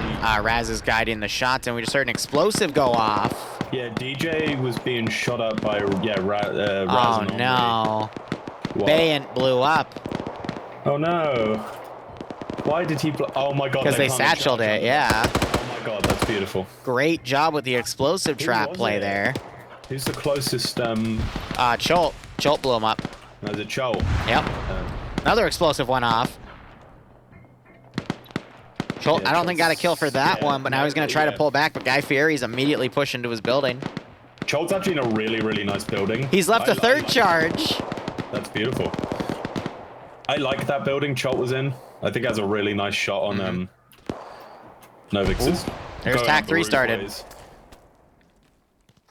I mean, I don't think that one explosive is going to be able to take the building out, but if he left a second, I mean, that would be some great bait to blow it up. You got Guy Fieri immediately proceeding to Terminal 2. Blue Force starting to redeploy their forces closer to Terminal 2's left side as a defensive line. But that group that I was talking about on the northern suburbs are now going north to try to counter any northern pushes here. So Blue Force quickly trying to react to these pushes here, but definitely are being caught out of position. Yeah, I just want to, like, say, it's like, this Terminal 3 stuff does, like, annoy me. Because that was probably half of their budget. Yeah, and that's all gone. They abandoned it. If I was command, and I mean, look, I'm not a good commander. I commanded last week, and Fred took it. Fred took over from me. I didn't command at all. I maybe spoke a few times, but I mainly just let Fred sort of take it off me, and he did a good job. But I wouldn't. I'd abandon that position. These are all real players. It's just it's the worst thing you can pull out in an FNF, and I'm not blaming this on the mission maker. Maybe they weren't given too many choices, or maybe they thought in their mind it was going to be used differently. But I just don't like it. I've never liked those positions. Yeah, no, I agree with you. But now we got Kane and Guy Fieri breaching the barracks building here. They're about to walk up on Saven, and Saven I think was Delta HQ. Yep, and he is now dead. More explosives being destroyed, and that blew up the building that people were on. Flux has been knocked out. Oh, it did blow. I didn't know that had a exploding texture. Yeah, they had that building. Yes, it does. But where is Chult? Because he was the bomber there.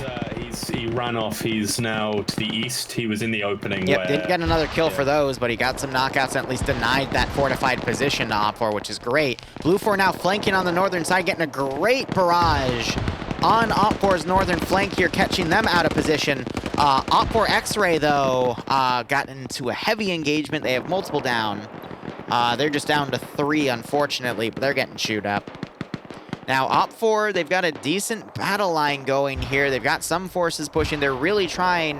Looks like the southern flank is actually pushed further south. They're going to push on to Terminal 1, leaving the northern half to try to push to Terminal 2. We got some guys really close. Only a handful of Blue 4 guys here, but part of these Op4 groups are getting caught by other Blue 4 groups in firefights. Op4 might actually face a bit of a defeat in detail on this northern attack here. I don't know. It's a lot of explosives going off down here. Like a number bias, but I guess you've got Blue 4 out here, the Bravo 1-4s. They're whittling down within the area. Like this circle. Look at Terminal 2. Look at the south of it. There's 3 people in the bathroom. And King is running across here to probably touch the terminal. I don't see any explosive traps down. King, wow. Found them, and they're in a wooden base, yeah. Oh my god. They realized one door was open, but 2 doors were closed. Wow. Oh my god. King and... yeah, no, just King. Oddball and Kabui came out, but wow. That was beautiful. They left the middle door open. That was funny. Look, man, if you're taking first off, I don't know why 3 guys would be in one stall, but if you're under a firefight, you probably don't want to leave at that point. Open the door, walk yeah. out the front, and then just continue walking. Yeah. They deserve that. But look at the northern Blue 4 counterattack here, and they brought the 50 cal with them. And it's actually knocking people out here. But this Op4 group all the way to the way north is getting their butts handed to them. LAV's coming around on the flank. And now you got Butcher here on his own in a building as Op4 is heavily pushing. And he's holding the stairwell here. Gets a grenade out. Goes a little far. And now Azariah is shutting the door on him. So when Butcher throws grenades, they're just going to get caught on the door and do minimal damage. Good call there. Damn. The rest of Op4 X-Ray is getting surrounded on the east, which I guess ties down the forces for Blue 4 on the eastern side. But after they envelop and eliminate Op4, they're just going to push and reinforce Terminal 1. Unless Op4 can get their forces over in time, which I don't know. Bravo 2, Bravo 1, and Alpha 1 force, and like all the forces around them, is like the best opportunity here. But if Alpha 2 and Delta 1 fall as easily, I think we're going to be done in like 10 minutes, to be honest. The force, the 1RW force has just now, then Red 4 are in for a much better. Yeah, quite possibly Mac Marine. Something it seems Red 4 forces are falling much quicker than they can make an effective, like, you know, attack. Yeah. Guy Fieri just got shot to shit there. By Falcon on the second story. I don't know. Like, we need to see the... Why is Falcon not shooting him with the Moors? It'd be really funny. He doesn't have any HE rounds, though, so it wouldn't be effective. Shut up. It would be funny.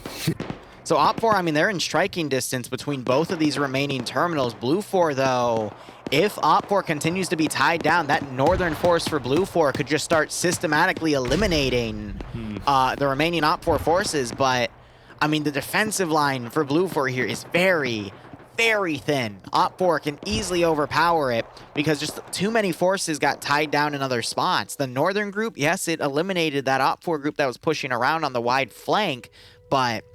I mean, Terminal 2 is in Op4 hands right now. It's just up to them to actually go up and touch it. But Terminal 1, where we have a little bit of a defensive line forming here, we need to see X-Ray and Alpha 1 fold into Terminal 1 immediately to hold that. Has managed to use Bravo's attack and snuck behind. I see that, yep, with the LAV. Yeah. They've actually got their back doors open, which is really bad. It'll be fine. Yeah, it'll be fine. They have, like, radio equipment back there and whatnot, which are a tripwire flare go off, which means there's HE flares in play. Do they have a gunner? Oh, no, they don't have the gunner turned out on the LAVs. I don't know what they're doing. Well, to be fair, I think if the gunner got in there, he's, like, dead immediately. Yeah.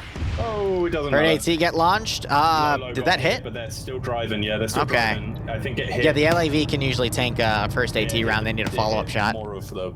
I think it either deflected or it hit. Well, the LAV had a damage texture, so... Yeah, they probably hit the back where the radio equipment is. Yep.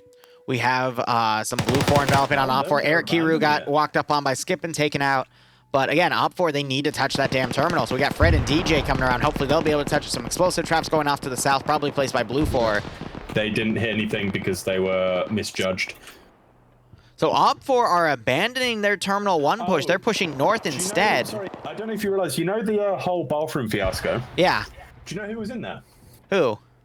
Blue 4 Command. Oh, yeah, I remember that. Yeah, he shut the door as he was getting killed. So there's Terminal 2 being hacked. Explosive charge was just thrown on the radio tower. That knocked DJ out. I'm not sure if DJ or Fred threw that, but that was a bit of a mistake. Guy Fieri now suppressing Ace and Falcon so they can't come up and touch it back. I don't think... Maybe Oddball can run up and get it. He's got a minute. He might be able to, but there's too many Op4 defenders there for him to be able to touch it. The fight's going to remain on Terminal 1. You got Op4 Command coming up from the south, but now we need to see this large force by Terminal 1. This is all Scandi players, too. Make that 100-meter dash to get Terminal 1, and we can end this round in 25 minutes. Simply because Blue 4 to the north are going to get tied down by the defenders of Terminal 2. And Alpha 1 and X-Ray, they're starting to fold back in, but they're at the same distance as Op 4 pushing. Oh god, look at Gonzaga Banks. Op 4 guys, yeah, they're in a pretty bad spot. And I don't even know, I think they're also firing south, not realizing those are friendlies. I honestly think Blue 4 don't realize there's enemies in there. Yeah, Give Boju getting some great pickoffs here. Settler just walked up the stairs, looked at both of them, took 2 seconds, realized they were enemy. Oh my god. And just annihilated them with the MG. Amazing. Absolutely amazing. It doesn't matter though, because there's the hack completed. Is that it? Yep. So Red 4 did manage to pull it off with that. Yep, Red 4 are now directly on the site for Terminal 1 here. You got Scandi breaching. Azariah covering Cindy as Cindy flanks around, is going to catch Despo. Cindy gets the knockout on Despo, but starts getting shot at by HP, but that knocks him prone, so he's able to go into cover. You know, I take it back. You know, they are putting up a fight here, the remaining Blue 4. Blue 4 starting to fold all their forces, and that could envelop Scandi. Building goes up. That kills Despo, but Cindy's okay. You know, Op 4 might be out of commission here if they're not able to touch the terminal. This could be a last-second sweep here. It's going to extend the round by another at least 15, 20 minutes. But it's not going to go to time, unless Op 4 really drags their feet, which is a possibility. But now we need to see... There goes Cindy getting taken out by Falcon, because Falcon's going to be moving up. He's going to clean Scandi's house. But, I mean, he's not the only one. We have a lot of players around. Bates is now pushing. Bates somehow...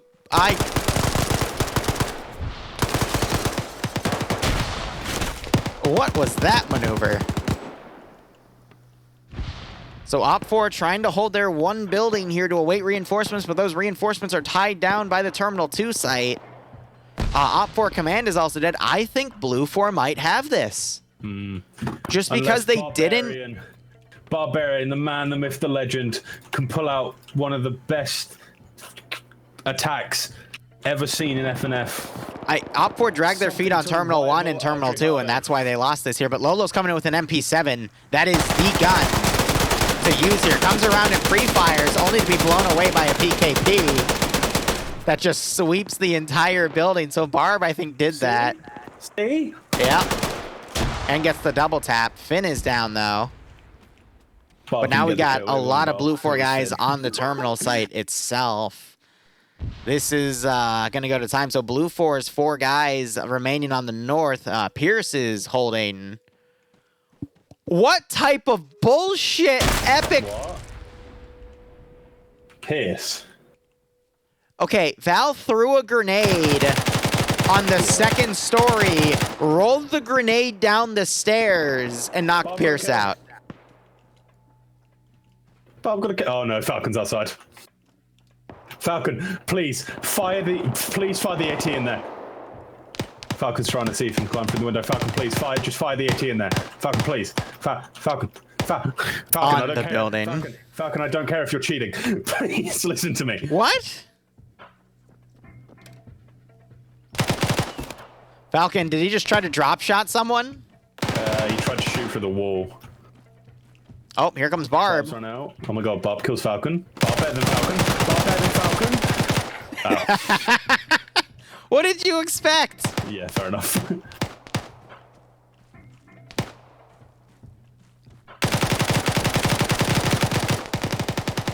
Look, and that's not a diss on Barb. I want to clarify real quick. Falcon is one of the best players in FNF, and he just killed the other guy there. I mean, he's on 4 kills right now, about to be 5 when he double taps Finn, but... I mean, Falcon, Bay, Flux... Timek just getting a really nice snipe on tackle there as he was moving across the wall of this building. All right, now you got the rest of Op4 swimming in, but it's only 6 guys. Yeah, no, they had it, and then they lost it. Pierce still not waking back up from that grenade, so really lucky shrapnel by Val. They, they found his body too, so... Oof.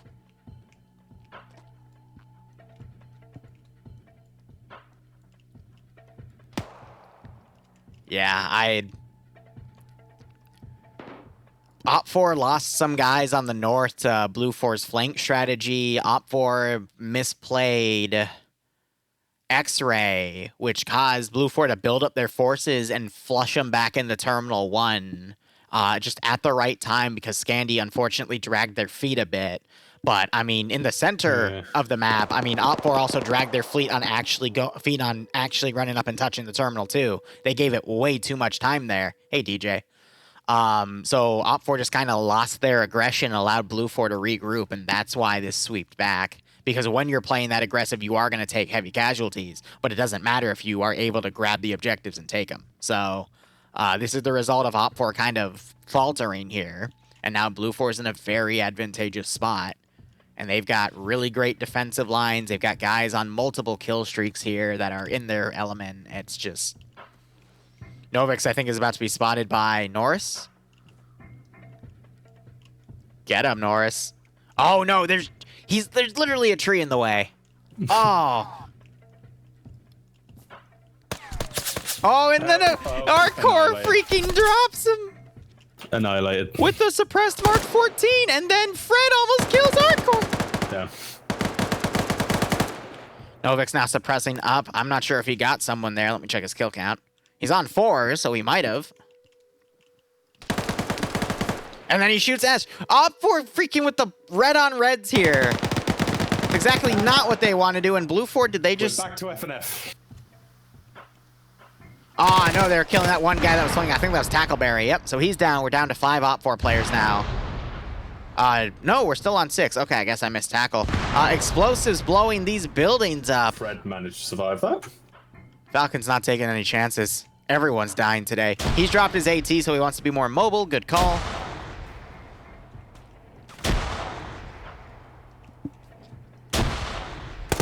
Op4's got 4 guys to the north, 1 guy on the far left that could flank around.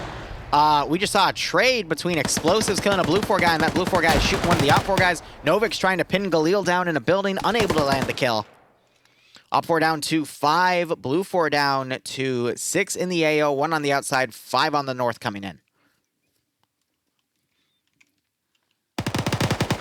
Fred now trying to push aggressive as Oddball was trying to get him. Grenade blowing up another player here. The grenades have been really effective today. More AT going into the LAV. I think trying to detonate it was ineffective. We had an Op4 guy cross down the northern side. Falcon gets the kill.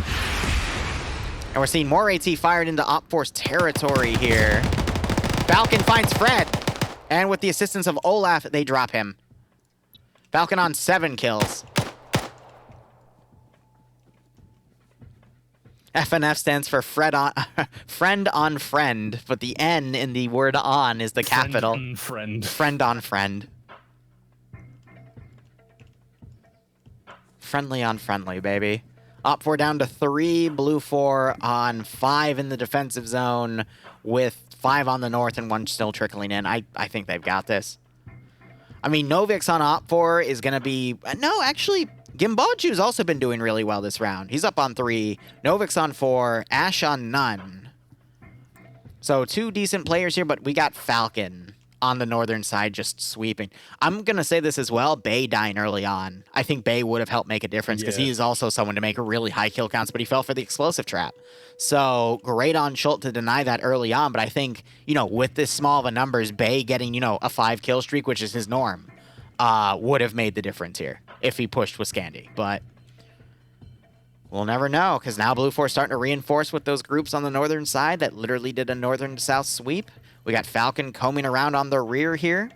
He might find Novix, who's bandaging. Falcon, I think, just spotted him, or he saw the body and he's pushing. No, now he's going to see him. Yep. Yep, there it is. Falcon's checking around a little bit more first. And there's the back of the headshots. Yep. Oh, Gimboju. Falcon on 8 kills. You could get to 10 if he takes everyone out. Yep, Falcon's at the perfect angle not to see Gimboju here, though. Falcon gonna turn, does a reload. Ah, Falcon's dead. Oh, wait. What? Please. There we go. Okay. Oh my god, Gimboju. Whoa. Gimboju was at the perfect angle not to be spotted by Falcon, though. But Falcon on 8 for the round, that's not bad. Now just on the rest of Blue 4 to finish this up. Gimboju running up to the LAV. He's going to notice that he can't get in it, which means there's someone in it. I'm not sure if he'll check that meta fact. Settler coming around, though, with the MG3. That's going to force Gimboju to pull back. He's running in Galil's building.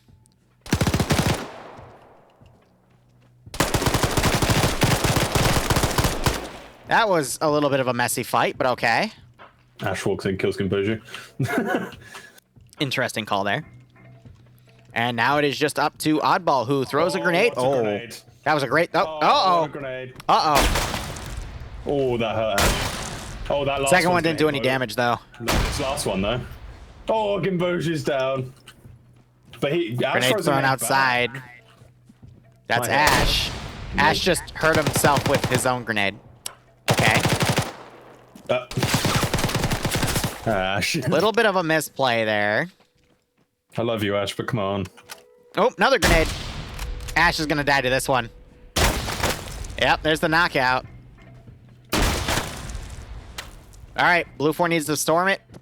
Sweep it.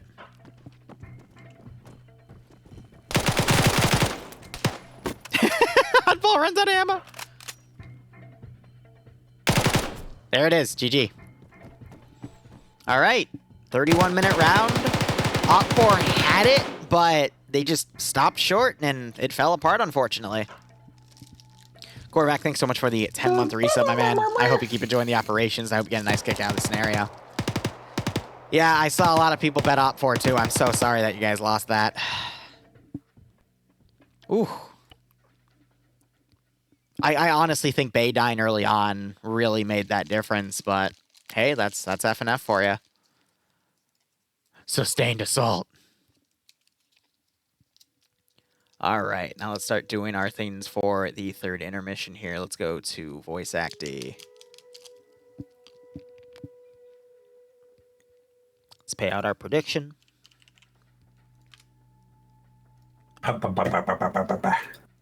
Quick F&F moment. Defenders held. Yellowstone.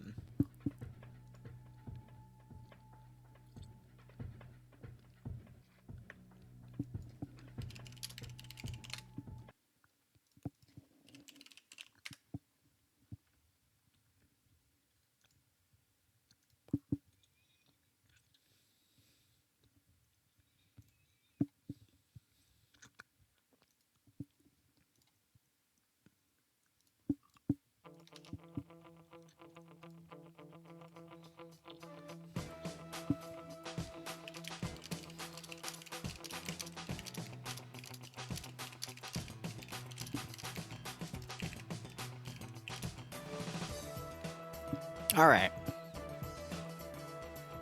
Let's go ahead and grab our slot. This is a destroy operation. Op 4 has an 8% numbers advantage here. All right.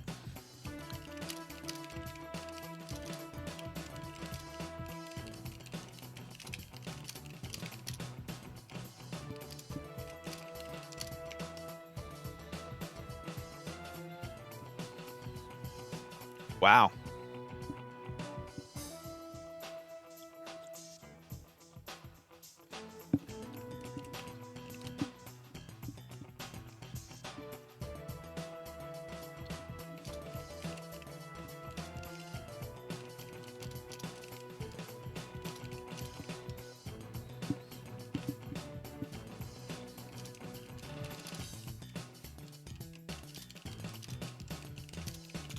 Send in Goat Team 6 now.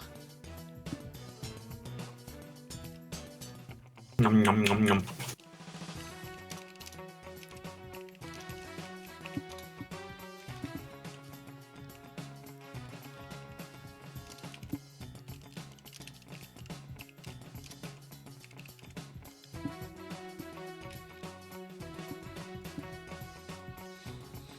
All right.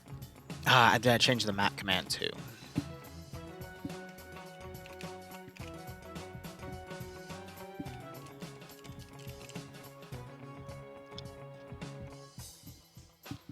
All right. Yes, I will be covering the NA branch tonight as well. I paid out the prediction first thing, so don't know what to say, but this is an interesting round because Blue 4 is getting a UH-1H, a 113 with an M2. It's the A3 model, which I think means it's up armored for the gunner, and Stingers, whereas Op 4 is getting 2 MI8s. I'm going to be honest, you don't need a Stinger for MI8s. You can just blow the shit out of an MI8 with an M2. But, whew. But otherwise, Arsenal Lupin, thanks for the month resub, my man. Next month, you'll get the Lance Corporal badge. Hope you keep enjoying the operations. I do hope you get a nice kick out of this scenario. You won 1.5k points by accident because you meant to bet Op 4? Well, thankfully you didn't.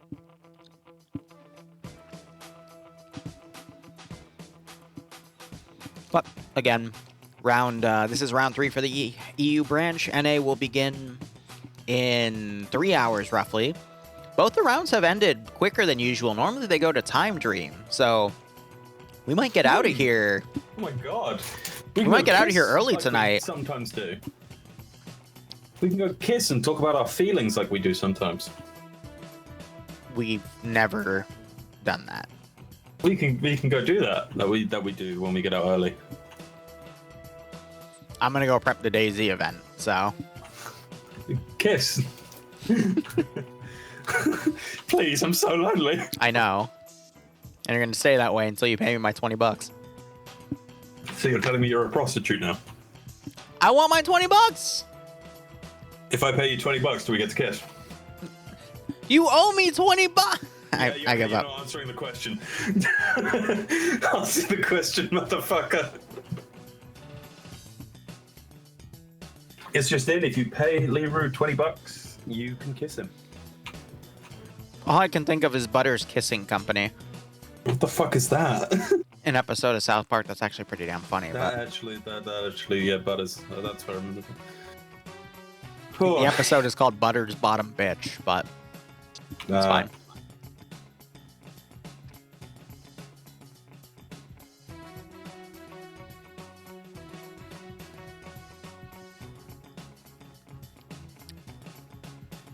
Fives, I know exactly what you mean, but otherwise... What did Five say? He was in my chat earlier, and he gave me a cool call sign for my helicopter earlier on Mike Force. Butters is a great character, but I'm glad he did. Love you, Fives. Everyone loved it. It was the greatest call sign there. I can put a claim in the UK small claims court. For what? For my 20 bucks. You can't. That's not how that works. The small claims court only works if I damage something of your property. My pride. Good. That doesn't matter. That would be a defamation. Wait, don't sue me for defamation. I don't think I'd be able to fight back. I'm half tempted to put up a poll saying, should we sue Dream for defamation now? For the hell of it. Yeah, put up a poll. Like, the entire chat is going to say yes. Objection, heresy. I love it. Objection is... It's not heresy. We do need witnesses, guys. It's hearsay. Okay, yeah, so we need witnesses. Okay, so who's the jury going to be? Is it going to be a fair amount of people made up? Oh, from hearsay. People who have no connections to us? Yeah, hearsay. I read it as heresy because I'm dyslexic as fuck. My bad. Imagine in courts, a heresy. Priest comes in. If that's the joke though for hearsay, because they're bringing up the freaking Johnny Depp trial. Yeah. I loved how the defense, the attorney for Amber was questioning his own witness. Yeah, I love and then that. objected to his answer by saying hearsay. And the judge was like, "It's your own witness. You can't it wasn't object." his own witness. It was someone who was related to the case, and he asked him a question, and he objected to his own question. That was it. Yep. That was hilarious. Also, yeah, it would be 100% to 0 in the call for suing me for defamation. Also, who would the jury be? Would it be a collection of people who have no ties to us whatsoever? People that are followers of me but avidly despise you. Okay. I would rig the jury. And who's the judge? Don. No. No. I've lost. It doesn't matter. Would Dawn give us a fair trial? Don would give me a fair trial. You, I don't know. Don would just equally bully us both, if not bully me more. So you'd have the jury on your side, but I would have kind of maybe the judge on my side. Who would be your lawyer? Ooh. I'll ask you first. Who would be yours? I have one.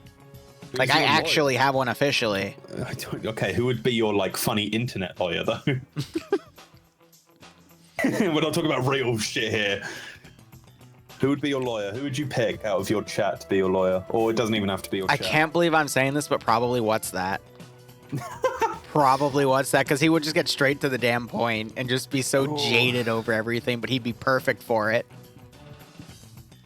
And he would tear you to shreds. Yeah, who would I pick? That's the thing. Everyone I pick already, like, likes you more than me. So I'm already, like, down one.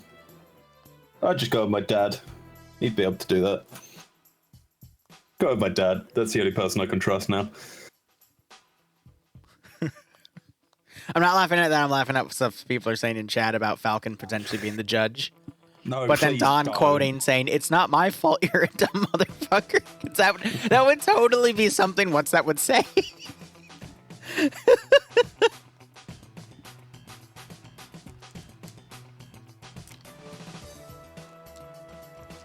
He admitted to owing him money. Slam dunk. I know, right? Easy. No, I never admitted. Find the clip.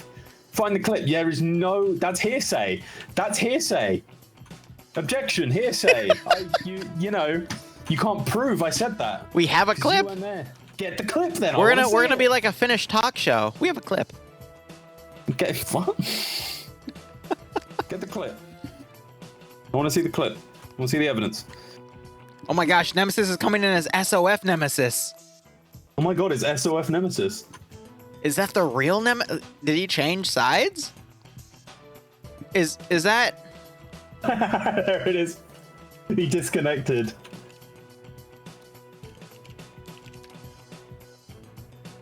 SOF Nemesis?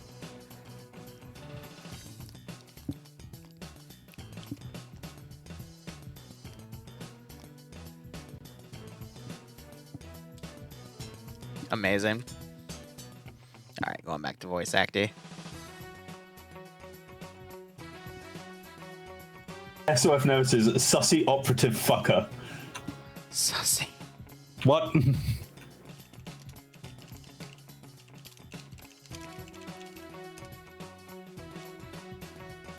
I stole your joke. I stole it. It ain't okay, yeah, no, you're right. It's 90. Let me adjust that. You're right. There's some players that drop by round 3. Dream, I stole your joke. You stole my joke? Who burnt the sheep? Wait, what joke did you steal? And why would you steal one of mine? Don't read group chat. They're notoriously bad. What, yeah. Hey, that's funny because I stole that from Azariah. I can open jars. Chat's asking if I can open jars yet. The answer is yes. There is a video out of me opening the damn jar, all right? He had to send me a jar. The jar was opened. He had to send me a jar so I could, and then I had to mail it back. Yeah, I saw that too, Don. He didn't even pay me shipping. Okay, came out of my own wallet. Oh my God, Barty Lord, how are you doing? It's been a hot second, man. You can't open jars. Don't Happy let him lie to you. The video did not show Bloodwing opening the jar. It was me opening the jar. Well, all right? Your face then, pussy.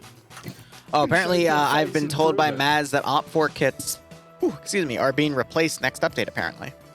Oh, cool. That's coming from Maz, who makes these kits, so. Yeah, right. that is, again, he sent me the... Round has begun. You did not open that damn jar because it was done in my house and you don't even know where I live. Now give me the damn brief. Give me the brief, Dream. We are starting. Oh, Jesus Christ. I'm sorry, jar man. Okay, what do you want? Read the damn brief. What do you give me? Okay, okay, fine. I'm doing David Attenborough again. Jar Jar Pickles. Jar Jar. That's a good joke. Read the fucking brief. I'm fucking. Stop reading out funny things from your chat. Your chat aren't funny normally. After years of bloodshed, the Civil War is coming to an end. At least that's the hope. The last city held by the UADR rebels has been reduced to rubble through constant shelling over the last few days. Now, the DRR troops prepare to capture the city, hoping to finally end this civil war. The area of operations will be a city in the middle of the AO, forests and mostly flat terrain with some hills. Notes: Blue 4 UH1 UE has 0 fuel on start and needs to be refueled using the fuel trucks. Blue 4, no building outside of the city. Purple rectangle. Purple. All right, game mode is cache destruction. There's 3 caches that Blue 4 are going to be defending. I'm so sorry. I'm so sorry. That just completely caught me off guard. I don't know why. Render distance going to be a little over 1 kilometer. Defender build points are going to be 125. That is the standard mat setting. So Blue 4 for the mat 1 gunner is going to have 2 stingers. Mat 2 is going to have 3 Moz rounds. And then Op 4 has RPGs for both. Blue 4, who are going to be our... Blue 4 is defending, right? Why am I blanking on that? Yes, Blue 4 is defending. Gosh, I'm such a goober here. Blue 4 is going to be rocking 20-cent Serbian kits. I'm going to scroll down because I want to see the DM. Yeah, it looks like an M76, probably with a PSO sight. Otherwise, they're going to get M21s, A and S's. I forget the difference between the two, but I also get CZ99s for the handgun. Support weapons are going to be an M84 and an FN mag, respectively, so both are going to be medium machine guns. Light anti-tank is going to be the RBR M80. Recon gets the M24 marksman rifle. Suppressed shooters either get a suppressed Mark 14 or a suppressed M92 with 30-round mags. Crew and aviation either get the Scorpion or the M21S. Otherwise, nothing on crew-served weapons. Their assets are going to be an open transport truck, 2 refuel trucks so they can refuel their helicopter, a mutt jeep, or 3 mutt jeeps closed, so it's going to only carry 4 people. UH-1H, which has 800 rounds on either door gun, and then 1 M113 up-armored that has 1,500 rounds. Op-4. For their uniforms, they're going to be the 2000s Yugoslavian Army kits. Their DMR is going to be also an M76 with a PSO 1 sight. Otherwise, their weaponry is going to be M70B3Ns, which are just AK clones, and the M92 as well. They'll get the same support M&Gs, same recon weaponry, same light anti-tank, and same crew and aviation weaponry, with the exception of the choice being the M92 instead of the M21. So, interesting all around. They get a mortar for their Bravo guy, which has HE rounds only, and their assets include 2 MI8s with 2 PKT turrets with 600 rounds total across 6 boxes. Interesting. One gets 6 boxes, and the other one gets 7 boxes. That's weird. Okay. 3 unarmed Gazes, 1 Gaz T-Air, that is also unarmed. Volca, because it has the same paint they're using. 4 transport Gaz trucks, and 2 Dishka Helixes.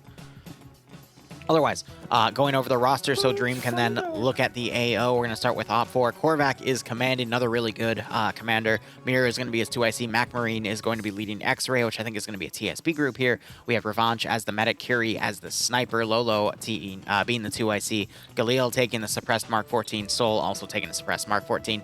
Feki leading Alpha HQ. He's got Gabri under Alpha 1 leading with Malin, Ace, Skip, Pepet K, and M. Under Alpha 1 there, Cheese is going to be leading Alpha 2 with Olaf, Mutant, Autovisky, Rancor, Lurch, and Seven. Bravo HQ looks like they've merged all of the Bravo groups here to just be one element. It's Vagrant leading Lebroy, Tenderbaner, Skipu, Aim at the Stars, Val, Adamek, Kratz, Kuwait, and Settler. Delta 1, I think they've merged HQ with Delta 1, so Pierce is leading Delta 1 Azuki, or excuse me, as Delta HQ, but Delta 1's being led by Azuki with Fons, Freeman, Omri, Schneider, Mobile X as well, and then Pierce joined up underneath. Hotel 1, first helicopter crew is going to be Mountain with Shy and Seismo. Helicopter 2 is going to be flown by Despo with Syke and Tymic gunning as well. Going over to Blue 4, Fred is going to be commanding. DJ Vin's going to be the 2IC. Malin's going to be leading X-Ray with Barbarian as the sniper, Patriot as a suppressed Mark 14 gunner, and Dooley as another suppressed Mark 14 gunner. So they're just going to form a 4-man crew with the leader, the sniper, and 2 suppressed shooters. We might see them break off into 2 teams of 2. Malin staying with Barb to spot for him, and then Patriot and Dooley trying to get in and close the CQC with those suppressed shooters. Suppressed rifles, excuse me. Yanni leading Alpha HQ, Dobbs, and Nafs are going to be a vehicle crew for the 113. Nim leading Alpha 1 with Azariah, Pert, Nemesis, Cullis, Finn, and Cindy. Arcor leading Bravo HQ. Eric Kiru leading Bravo 1 with Banks, Kazag, Tackleberry, Falcon, and Ash together. Falcon on the same side here. Wow, this is going to be a stacked team. All right. Charlie HQ has King leading with Flux, Guy Fieri, Michael Maz, Roster, Band, and Novix. Norris leading Charlie 2 with Iqbal, Broken, Gamboju, Emzakov, and Kubas. And then Delta HQ being led by K9 with Lucas, Olive, and Marius under him. And then Schultz and Bates are going to be flying the Huey. Now, Scandi and Pepe get together. Doesn't always mean much, but they also have Bay and Falcon with them. Falcon was instrumental in the last round with 8 kills. That really did slow down Op4 because they just ran out of manpower. Otherwise, this town is really heavily fortified here. But otherwise, let's go to Dream. Dream, how do the AOs look? I'm bringing back everyone's favorite voice. Oh, great. Thank you for passing it over to me, Liru. So, our first AO is a 4-way street junction here. The So fuel bits are case, or the ammo cache, is inside of the tin sort of building. The military building, but talking about the outside, it is just a checkpoint. Very, very simple, not much to it, but you're covering a lot of trees. There's not much space. Sorry, say again. You know what? I can't be able to do that voice because it's really hard on my mic. Anyway, I'm going to just continue normally. Okay. So it is really not that great because there's limited cover. A couple grenades will just mess you up. So it doesn't feel, and especially since they're not allowed to build anything outside the town, it just kind of hurts them more than it helps them. Having this squad away from the actual fight, maybe they could maneuver back as just maybe a forward force to maybe get a couple shots out on the advance.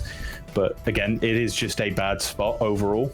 Like, I get why they put it there, or why put it there as a checkpoint, you know, it's come into the town, but I would have put it closer to the town.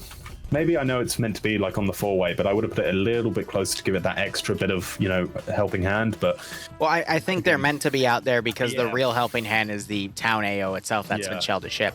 Now, the northern checkpoint's a little better than the southern checkpoint because it's got more open area to cover it, but the southern one, I think that's going to be completely ditched. Or maybe they'll put a squad in each and leave the rest for the town itself. But this town is going to be the real CQC hardpoint. Yeah, so as you were saying, the 1-2, which checkpoint were you talking about?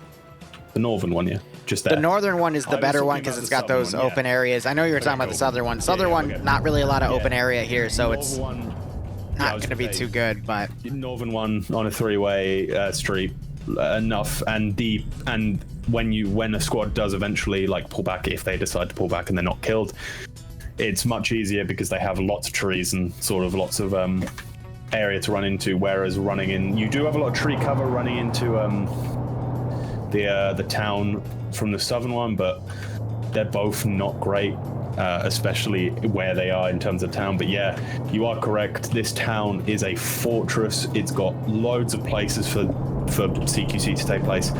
It's just a very, very, very, very strong site.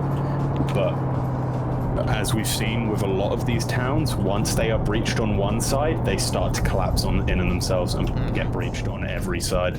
Now, you do have to keep in mind, you got some really aggressive players on defense here that are really good at capitalizing town fights. You got Scandia Recon, you also have Pepega. Scandia, I would say, excels more in CQC warfare like this, but I mean, that cache, it's in the middle of the map here. Trying to find it. I am failing at that. When I give up, I click on a blue 4 player. I then go from his POV, and then we can see the building that exactly has it, which is the church. But where is it within the church? Oh, that is cheeky. Yeah, what? It's in the MI8. What, the, Yeah, in the church. There's an MIA in the church? Yeah. Oh my god, there's an MIA in the church. Oh yeah, it's a good spot. That is quite cheeky. If it was a terminal, you'd be like, Jesus Christ, but it's... Yeah, no, that is really cheeky, isn't it? Yeah. That's going to be a ball ache to get. Otherwise, the refuel Vics for the helicopter are outside of the map. Looks like Platoon are going to drive those in. But they're not going to drive the transport truck in, which makes sense. Blue 4 looks like they're sending a few things north to potentially capitalize on the checkpoint. No. But they are putting 2 people out here to overwatch it? No, one's an FN Mag. Okay. So they're going to have a machine gunner capitalize on these open areas to maybe get a few pickoffs. But otherwise, they're going to completely ditch the southern position. I don't know. Between Op4 here, I mean, the first 2 terminals are going to be a nice sweep, but then fighting in the town, we'll just have to see how maneuverable Scandia and Pepega are at playing defense here, which isn't their strong suits. But with all this room to maneuver in the town, if they bait Op4 to come in and then counterattack them immediately, I think that's going to be right up Scandia's alley. Pepega, I feel like if they were to take a few buildings that have good lines of sight, so like the hospital building, for example, on the rooftop, since they excel at marksmanship with, you know, limited, only like ×1 magnifiers, red dots and stuff, I think that would be their best positioning. What I don't want to see is Scandia getting tied down in buildings and Pepega being incredibly aggressive against like entire squads of units, because that's how Pepega get themselves wiped a lot.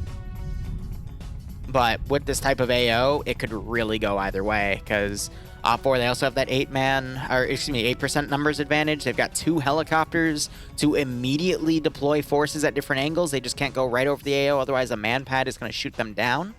So we're probably going to see a bit of a cautious landing. I want to say at least a kilometer out, knowing how FNF pilots work. But if they try to get a little closer, more power to them, because there is room in this AO for them to actually fly low and immediately drop down to avoid man pads. So we'll just have to see it. I'm going to quickly look at the roster here. I want to see who has these man pads here. So Gamboju has a stick of LAT, so he does not have a man pad. Novix has a stick of AT, no man pad. I can't tell Bravo 1 because some of them are mounted up in fixed driving. And Nemesis has a stick of AT, no man pad. So I have no idea where the AT is. Maybe they should at least have one somewhere, but they might not have picked the slots that have that AT specifically, or the man pad specifically. So we'll just have to see how things go. I'm seeing Blue 4 getting on some rooftops as well. They're fortifying some rooftops. All right, good luck. This has been a defender sweep so far, hasn't it? As in, defenders have been sweeped. Will we go 3 for 3? No, it hasn't. Attackers won first round, defenders won second round because attackers fell flat on their face, remember? Oh, yeah. So this round, Okay. toss-up. This is round 3. Draw. The NA branch will start in 2.5 hours. 1 minute remaining. I don't know if FNF could end in a draw. I think there has been one draw. I don't remember because it was at like a year ago, but It probably has been a round that's gone on for so long, but the forces were so evenly matched at that point, so it was like it was not going to go on. Like, interesting.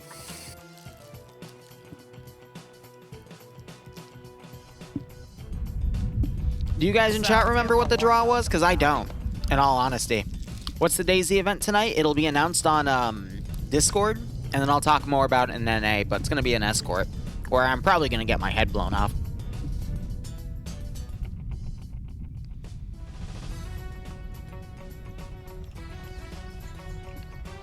All right, 1 minute remaining. Discos are starting to drive off. Helicopters are loaded to bear. Both of them have a sizable chunk of players inside.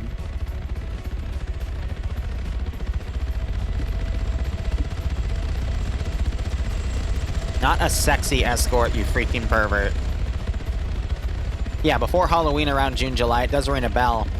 I want to say it was a neutral sector or something, but... Don't put Halloween and neutral sector in the same fucking sentence. Gonna hurt if one of those helis get shot down. So there was a potential for the new record of kills in a single round to be brought. Mentioning two really, really annoying I things know. happening. I know. So there's a player named Stark, and he drove up to the enemy's spawn when they were mobilizing their helicopters, and one helicopter lifted with like 30 plus dudes in it. The other helicopter lifted with 2 vehicles, and Stark on a 50-50 shot the vehicle one instead of the one filled with players. And he would have beaten Audrey Hotto's record. Oh, it technically. would have gone down as well because it would have hit cockpit and killed the pilots, and it would have been so good. I was screaming. You probably have that VOD on your channel somewhere. Oh yeah, no, what's up? And I have a highlight of us yelling at Stark. Yeah, if you go back, I'm screaming. I think it's like 11 o'clock. Again, it wasn't Stark's fault, No, but we just wanted to see history being made. But otherwise, we have the refuel Vix coming in now. Oh, shot. I think it was an accident. But yeah, it's literally just me screaming. It's so funny. What are King and Guy Fieri doing?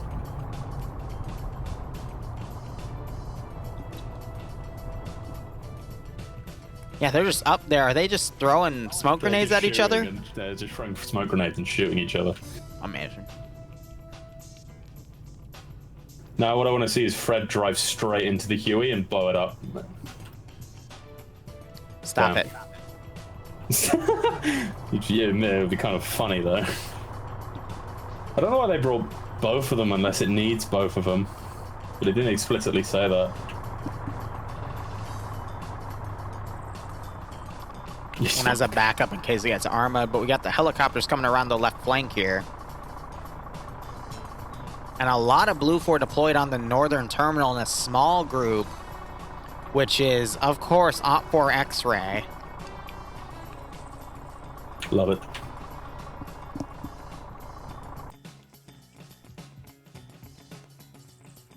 I like what Blue 4 are actually doing here. They're not necessarily, because it's obviously not a sector, so they don't have to be in the area. They just have to stop people from getting close to the explosive. So I don't actually know where is the cache in this one? It's got to be in the military building, I imagine. Yeah.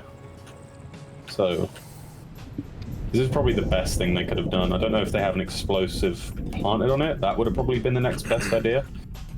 Op 4 don't have a number advantage. They don't. They have an 8% number advantage, but those numbers went to the 6 people in the helicopters as a dedicated crew, so they don't have a number advantage here. Because I was looking at the numbers deployed, and I'm like, there should be like another full squad or something, but no, that's because they're literally going to deploy all of them from the air all the way on the northern side and have them trickle in. So they're going to hit the town first. Sorry, my voice is going out. Oh god. Liru's losing his voice. No, I'm okay. Tips on Zeusing? No more take rees. feedback. Do what your players want them to. Oh, my voice is going down. Okay, 1 second. Box of cakes. My angel slices. Does anyone know what Mr. Kipling angel slices is? Whew. I don't know if they have them in America. Oh, that's so good. I can't afford to have my voice go out today.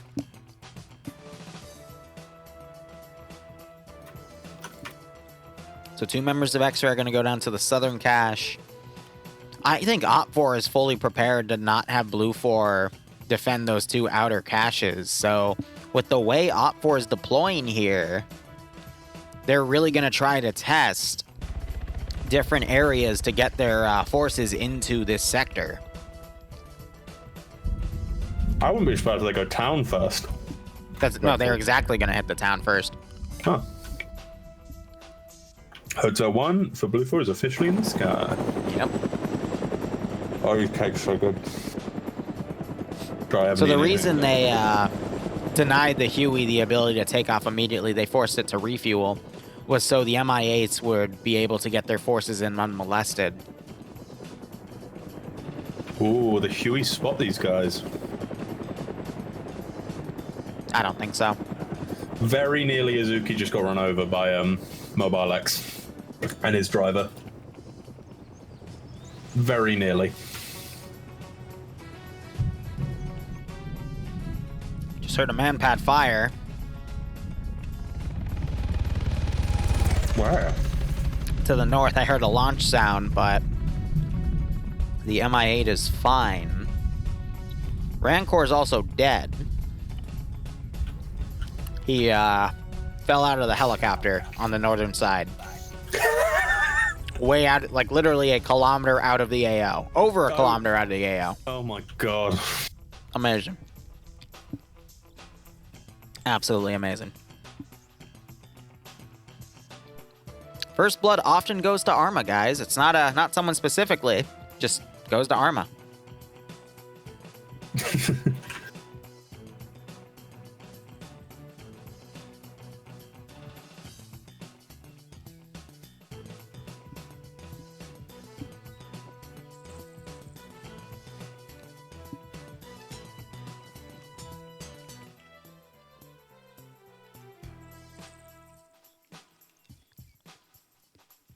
I think this is going to be a long round because it's going to be dedicated to a lot of Op 4 maneuvering, unfortunately. This is probably the biggest AO we've had as well. Ooh, the MI8 and Hotel 1 are about to have a meeting. Also, I've been told by Falcon he got permission to lone wolf this round. Yeah. Oh, MI8 and Huey spot each other. Why is the Huey pulling off? Why did the Huey pull off there? Where is Bates sitting? Bates is in the right gun. Why was he not in the left? Why is the Huey leaving? You're so much faster than that thing. I actually don't. I think the Huey is just going to be dedicated to reconnaissance right here. Simply because they are leaving the man pad to take the MI8s out. I can't think of any other reason other than they might have literally just not seen it for whatever reason. I shot at them and they pulled off. That's I why know. they pulled off. I don't know.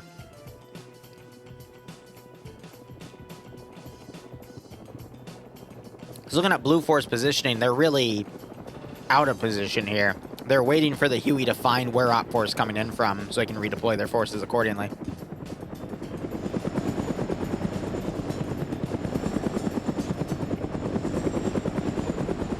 MI8's now testing the line.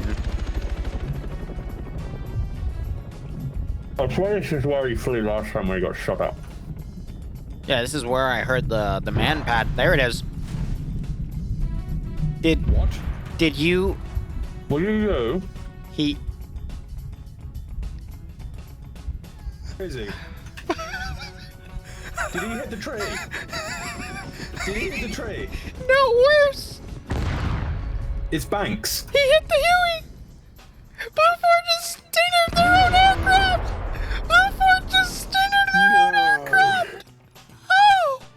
No! Oh! No! No! No! No! That's Oh! No! How did you screw that up?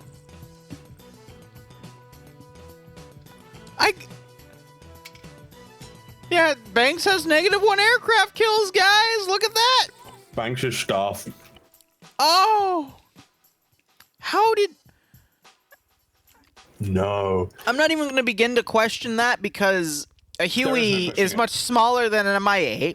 A Huey makes a different engine sound than an MI8. The Huey was the MI8s are bright fucking orange.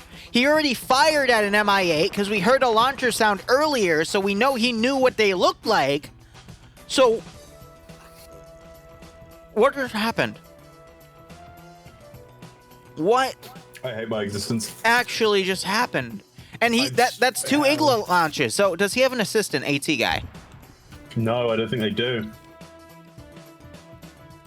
No, they don't give Igloo assistant. Yeah, they don't give assistants Igloo rounds, I don't think. Oh, actually, scratch that. Tackle.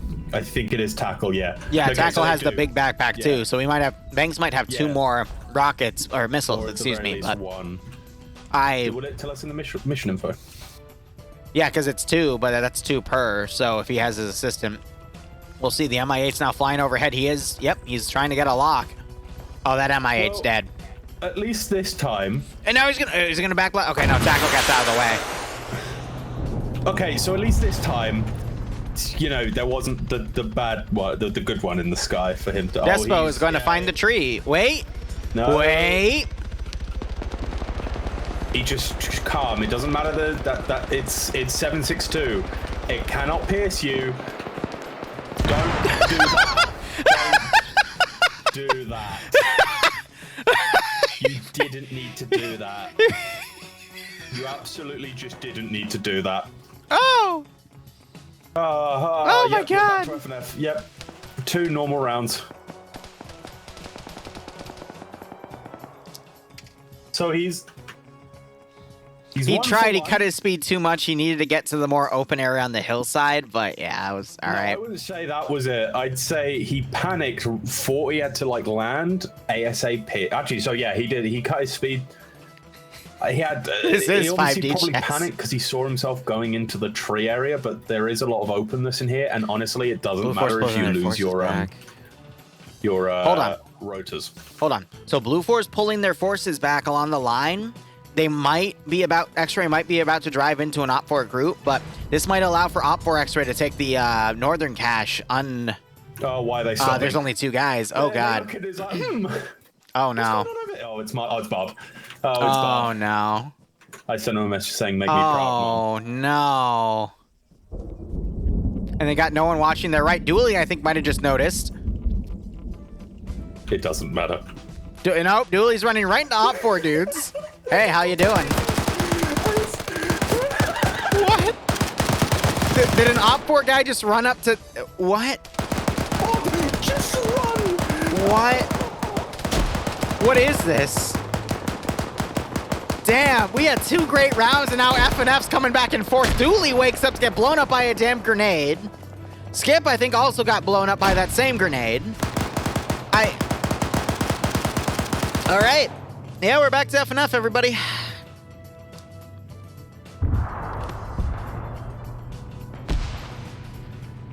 All right. Certain explosion in the distance. That was the other MI8, which is in a fireball. Shy was able to stay alive, though. So Bravo HQ is going to pull back now because that is all their X-ray down. Because the fourth missile from Tackleberry for Banks to shoot it down, he got it. Banks is now back on positive scoreline. No, he's not, because those MI8s crash landed. They didn't blow up in the sky like the Huey. So technically, he still has -1 helicopter kill. But like from, you know, in spirit, he's back on positive. Sure. By the way, Curie sniped both of those guys that were overwatching that open field that allowed for the rest of X-Ray to get in on. So great on Curie for doing that. But now X-Ray is trying to demo a cache, but they don't have the weaponry to destroy caches. Yeah, this was the idea that the thing I thought of earlier. It's like, yes, send X-Ray in who have like no nothing. AT, like no anti-cache capability, no explosives, no AT. I don't get it. Because the southern cache also needs to be taken out, but Op4 have no forces. Maybe they could run one of the Dishka cars over. And we also see the mortar in the back line. I saw it flash up.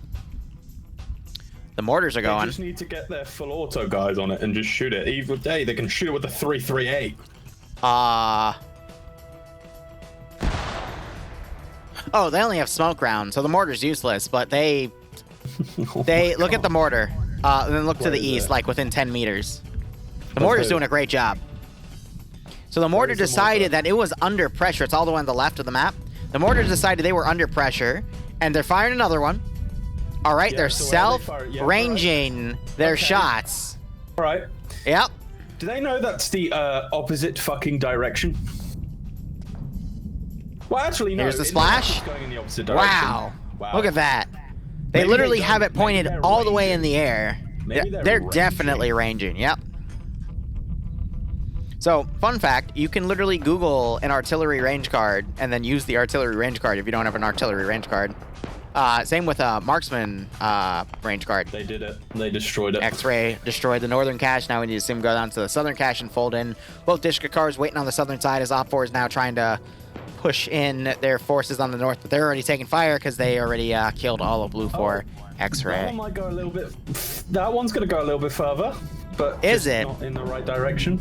Yeah. It's going to go a little bit further. Where'd it go? Well done. You see it splash now. Wow, well, they're getting there. Barb getting giving me a raid. Thank you, my man. Hope you had fun in FNF. But you're, See you on you're AA. Your own AA shot down your bird. Oh, right, yeah. Blue 4's, Your own. Blue 4's Hitler Sinner guy shot down your the own Huey. bird. It was great. Don't know if that was said on radio. Nah, you didn't have It fun? was very funny. And very, very heartbreaking. Nah, welcome back to FNF. That's all I got. Yeah, welcome back. First 2 rounds were pretty good. This one, a little bit of a farce. But hey, that's why round 3s are always so funny, in my opinion. Maz on a really nice Overwatch spot, trying to fire in. Op4 is going to really test these defensive lines here, pushing their forces from multiple different directions. But if they attack... no, I would like to see them all attack at the same time, though. The really stretched Blue 4's defensive line. That will increase the likelihood of a force getting in. We're seeing Bravo HQ with Platoon starting to do a smoke charge here. So we're seeing the smokes getting deployed. Alpha still on Overwatch positions to the north, though they are pushing left. And X-Ray is also starting to fold in. So I guess the final cache to the south is going to be an afterthought, but weird.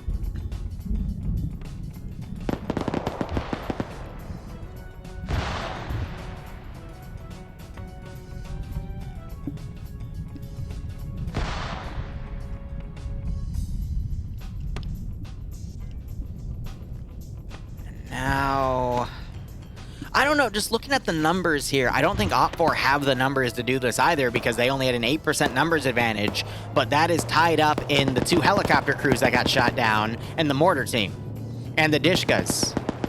So they don't have a numbers advantage to attack here, so Blue 4 is going to be, it's going to be easy for Blue 4 to pick these people off.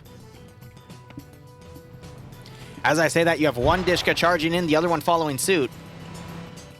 So they're going to get their foothold in the bottom left of the town, but will Blue 4 be able to thin out these remaining groups before Op4 push that flanking force in is the question.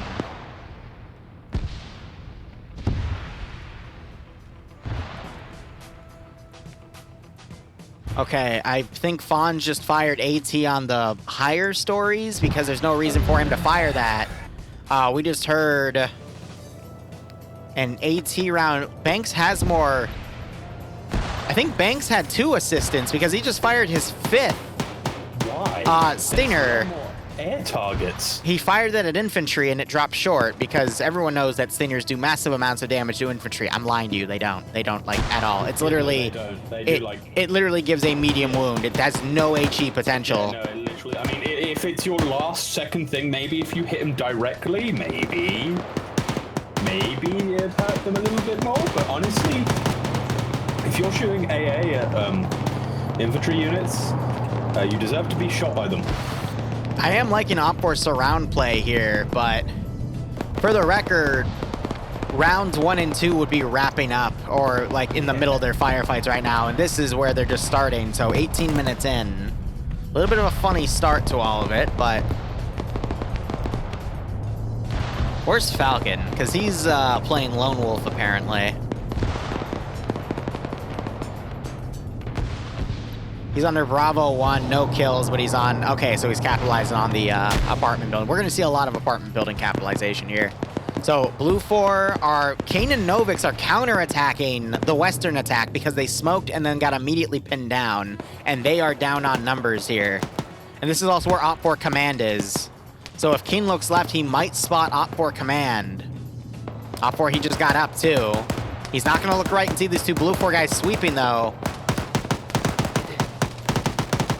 King just saw Novix firing, but now Korvac has pulled around, spots Korvac and starts putting rounds in him. King being caught in the open here, lands on a grenade. Red 4 Delta 1 is firing at, who is that? Alpha HQ on a crossfire. So his counterattack's falling short because they thought Op 4 was pushed up too further, but weren't checking their rear there, so that's gonna fall flat. Alpha is starting to move in, but they were taking some friendly fire, and Delta are on this building on the bottom left. They might try to get on the rooftops and engage, but I mean, Blue 4 is just dug in like a tick here, so hitting this objective is going to be incredibly difficult. And we have X-Ray. Instead, they have gone south. They're going to go hit the other cache site before they move in. All while their marksman gets knocked unconscious. Anyway, that was Norris being Norris here, knocking him out, or that might have been Emzakov and Kubas, but either way.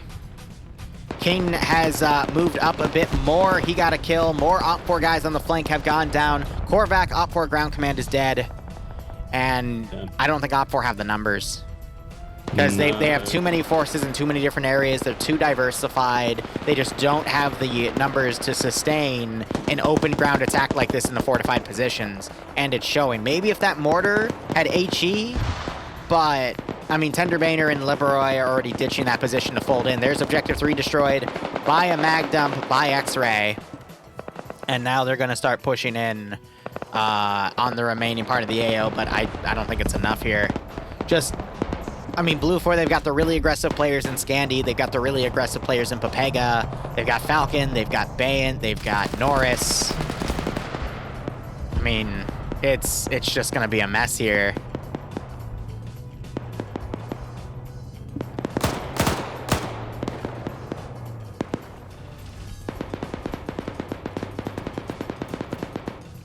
.30 minutes remaining. I think Op 4 might get a hit before that. I just saw Nemesis get a great kill here on a guy all the way on the outside of the city. Lurch now trying to breach into Scandi Recon's position on his own. Might get lucky. Shy getting some great flank shots on Cindy and Ash, but Cindy quickly folds into cover. Again, Scandi and Papega, 2 best communities in here, are really, really good at being mobile in their offense and defense. So if they're given room to do a lot of maneuvering, Lurch just got taken out by Purton. Cindy, actually it was Azariah firing at Shy, and he folded back. But because Scandi's still being given a lot of room to do their little maneuvers, to flank or get around positions that come under fire, they're still going to be A-okay. Same with Papega. Grenade punching through that wooden structure, damaging Shy.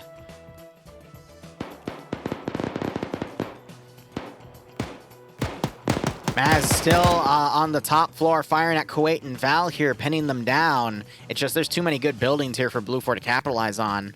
And Op4 is just getting piecemealed here. I think, yep, the number advantage has been lost. Op4 down to about half a roster page, and Blue 4, I mean, is still going strong with nearly a full one. I'd say Op4 either needed a bigger number advantage or less assets to lose that smaller number advantage they have in assets themselves. I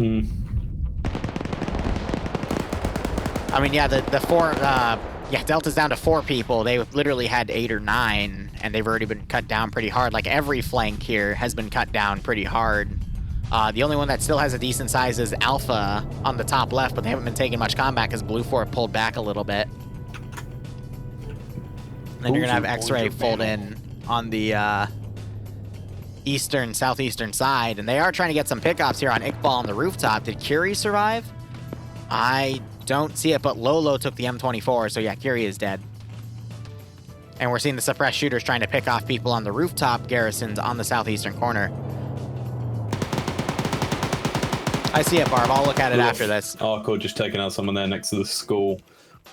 Olaf might be about to walk around the exact same place and receive the same treatment. Banks is about to find Lebroy, but Lebroy's watching that angle. Banks misses the first headshot, gets a hit, but is able to then take him out. Olaf now running around desperately. Pepit, I think, is, yep, he's putting some M76 rounds on Banks, but Banks is able to pull away. Olaf now coming around, but yeah, I mean, it's little plays like these where Blue 4 is just getting most of the kills here, but as I say that, Thecky's able to get a great drop there, but now Banks is pulling back. And as I say that, I think Perton just... I forgot you call him Thecky. Yeah, Theliander is his name, or I forget. Killian. Killian, that's it. Yeah, I call him Thecky. I'm sorry. Theliander. That's what I'm going with now. I like that name. Yep, so Op4, they got 4 guys to the south, and Omri is immediately sprayed down and eliminated by Flux with that FN mag. No, it's an M84. But he's on 3 kills because he's literally just been changing his positions on this hospital, bipoding and taking people out in this bottom left side. So no surprise there. Guy Fieri and Michael in the closest building. Quite. Yep, so Maz has been harassing Quate and Val for this entire time. Those are the 2 remaining guys on that western push. But I'm going to be honest, balance-wise, I don't think this was fair to Op4. Out of all the rounds so far, this was the first one I've seen tonight where I don't think it was fair overall. No. Especially since they were meant to have. And this is with Blue 4 handicapping themselves by blowing up their own... Kuwait down, Val running around in a panic. What does Maz have? It sounds like, yeah, he has an M76, so he has the... Look at his... that marksman capability. So, I'm fairly certain the players will see this as well. There's a very funny thing that happens with these windows, that if you look at them, so if you see if you can... Wait, for which building? Maz, the one Maz is in.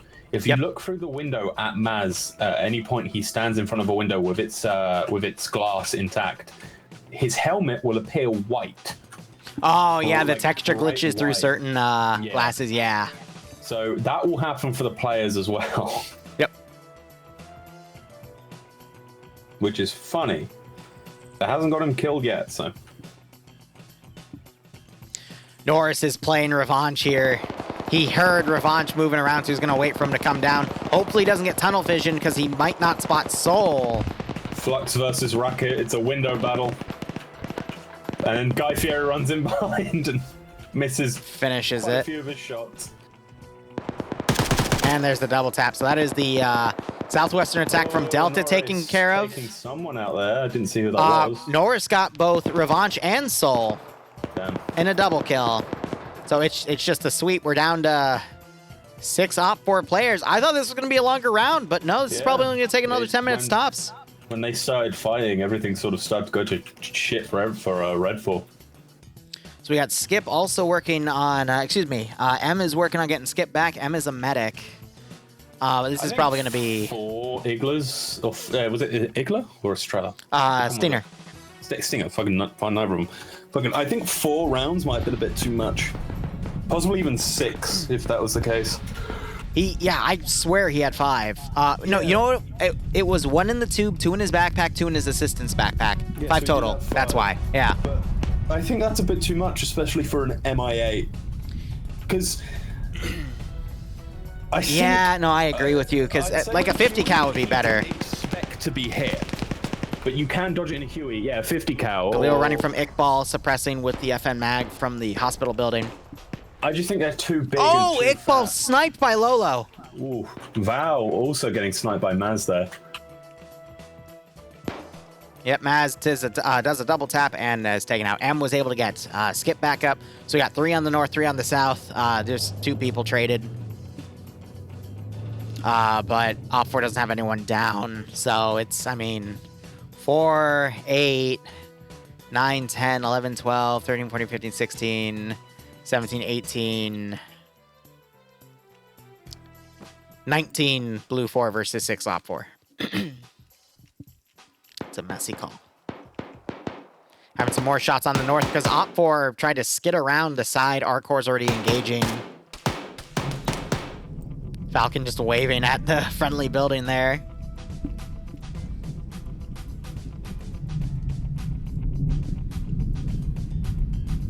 Oh, I agree. X-Ray did a great job of hitting both of those objectives. I wouldn't recommend X-Ray goes on cache destruction duty, but they're coming in now, but it's over. Unless you have Op4 somehow infiltrate into the zone, but that zone is heavily defended.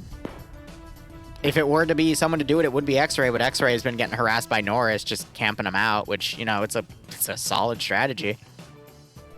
This is one of those CQC-style urban environments where it's still really open despite it being a town, so you have these massive open areas that turn into really nasty kill zones for the defenders. So I honestly think just Op4 needed a higher number advantage or less assets to burn that number advantage on. Mac Marine turned around and looked on the rooftop. Didn't see Norris. I'm expecting Norris to get up and shoot at these guys. Yep. Yeah. Here it is. He has to be on target though because he hasn't got a machine gun. Oh, he nails Throws a him smoke. beforehand. Oh no, it's a smoke. Gets the headshot there, but now that smoke's going to stop him from seeing Mac Marine. And he still suppresses in anyway, gets him. I think he meant to throw a grenade. Yeah. Was on his smokes and then realized quickly and just started ending their lives. I don't think Mac's getting up though. Depends on how much. There is a lot of blood there, but you know, I've seen lots of blood and then just stand back up. Yeah, we still see people get up, but nice. I don't know. It's going to be up to Norris to check that out, but or Kubaz. Op4 left. 2. 1 on the northwest and then Lolo on the southeast.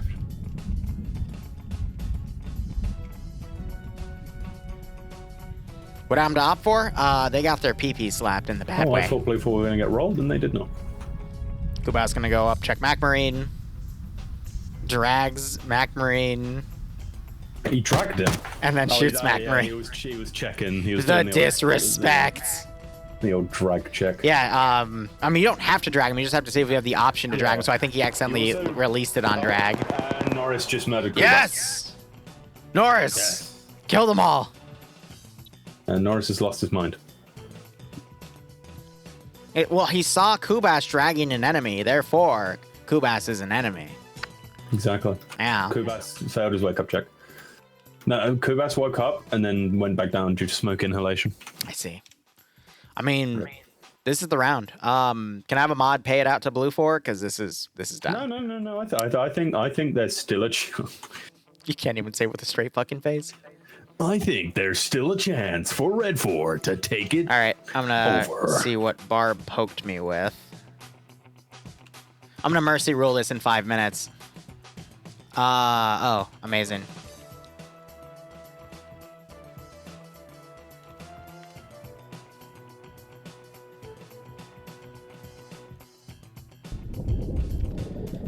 All right, I'm gonna stream this for 5 more minutes and then wrap it up. But I mean, M just got spotted, is getting shot at by Falcon. M is trying to hold and is immediately flanked and taken out by Flux, who somehow made it up here.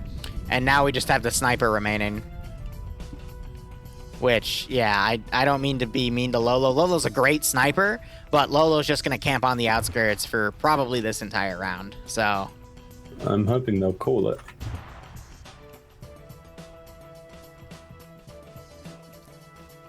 used to gamble on FNF, made me rich. Yeah, right?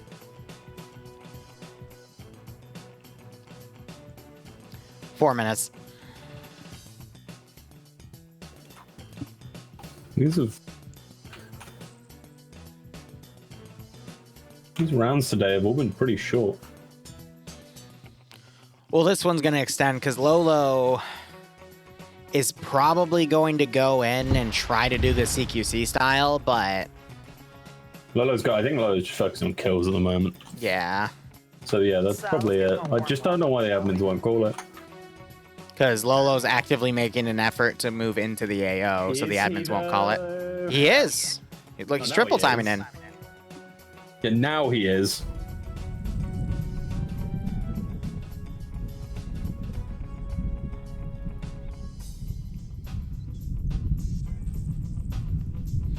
So he's gone prone to take a stamina break. He's also looking around.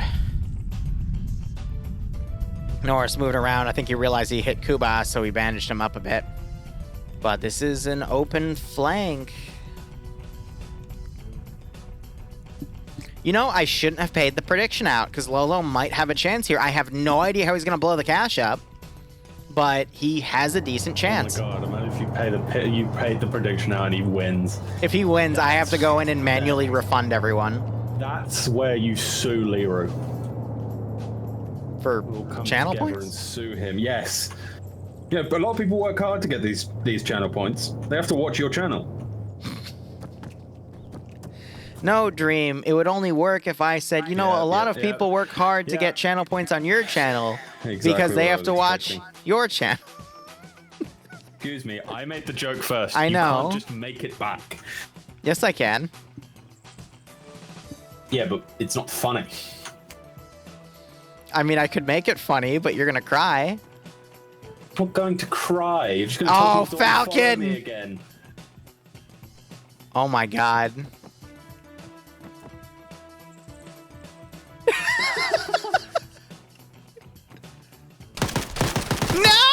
Oh no! Falcon, why? Falcon! Falcon! He was unarmed! He tried to run away. Oh! That's Falcon's reasoning. He tried to run away. Falcon commits war crimes? Indeed. All right. Thank you so much for watching. Go operate operationally. Enjoy the rest of your day or night. Cheers. And we'll be back in 2 hours for the NA branch. Well then.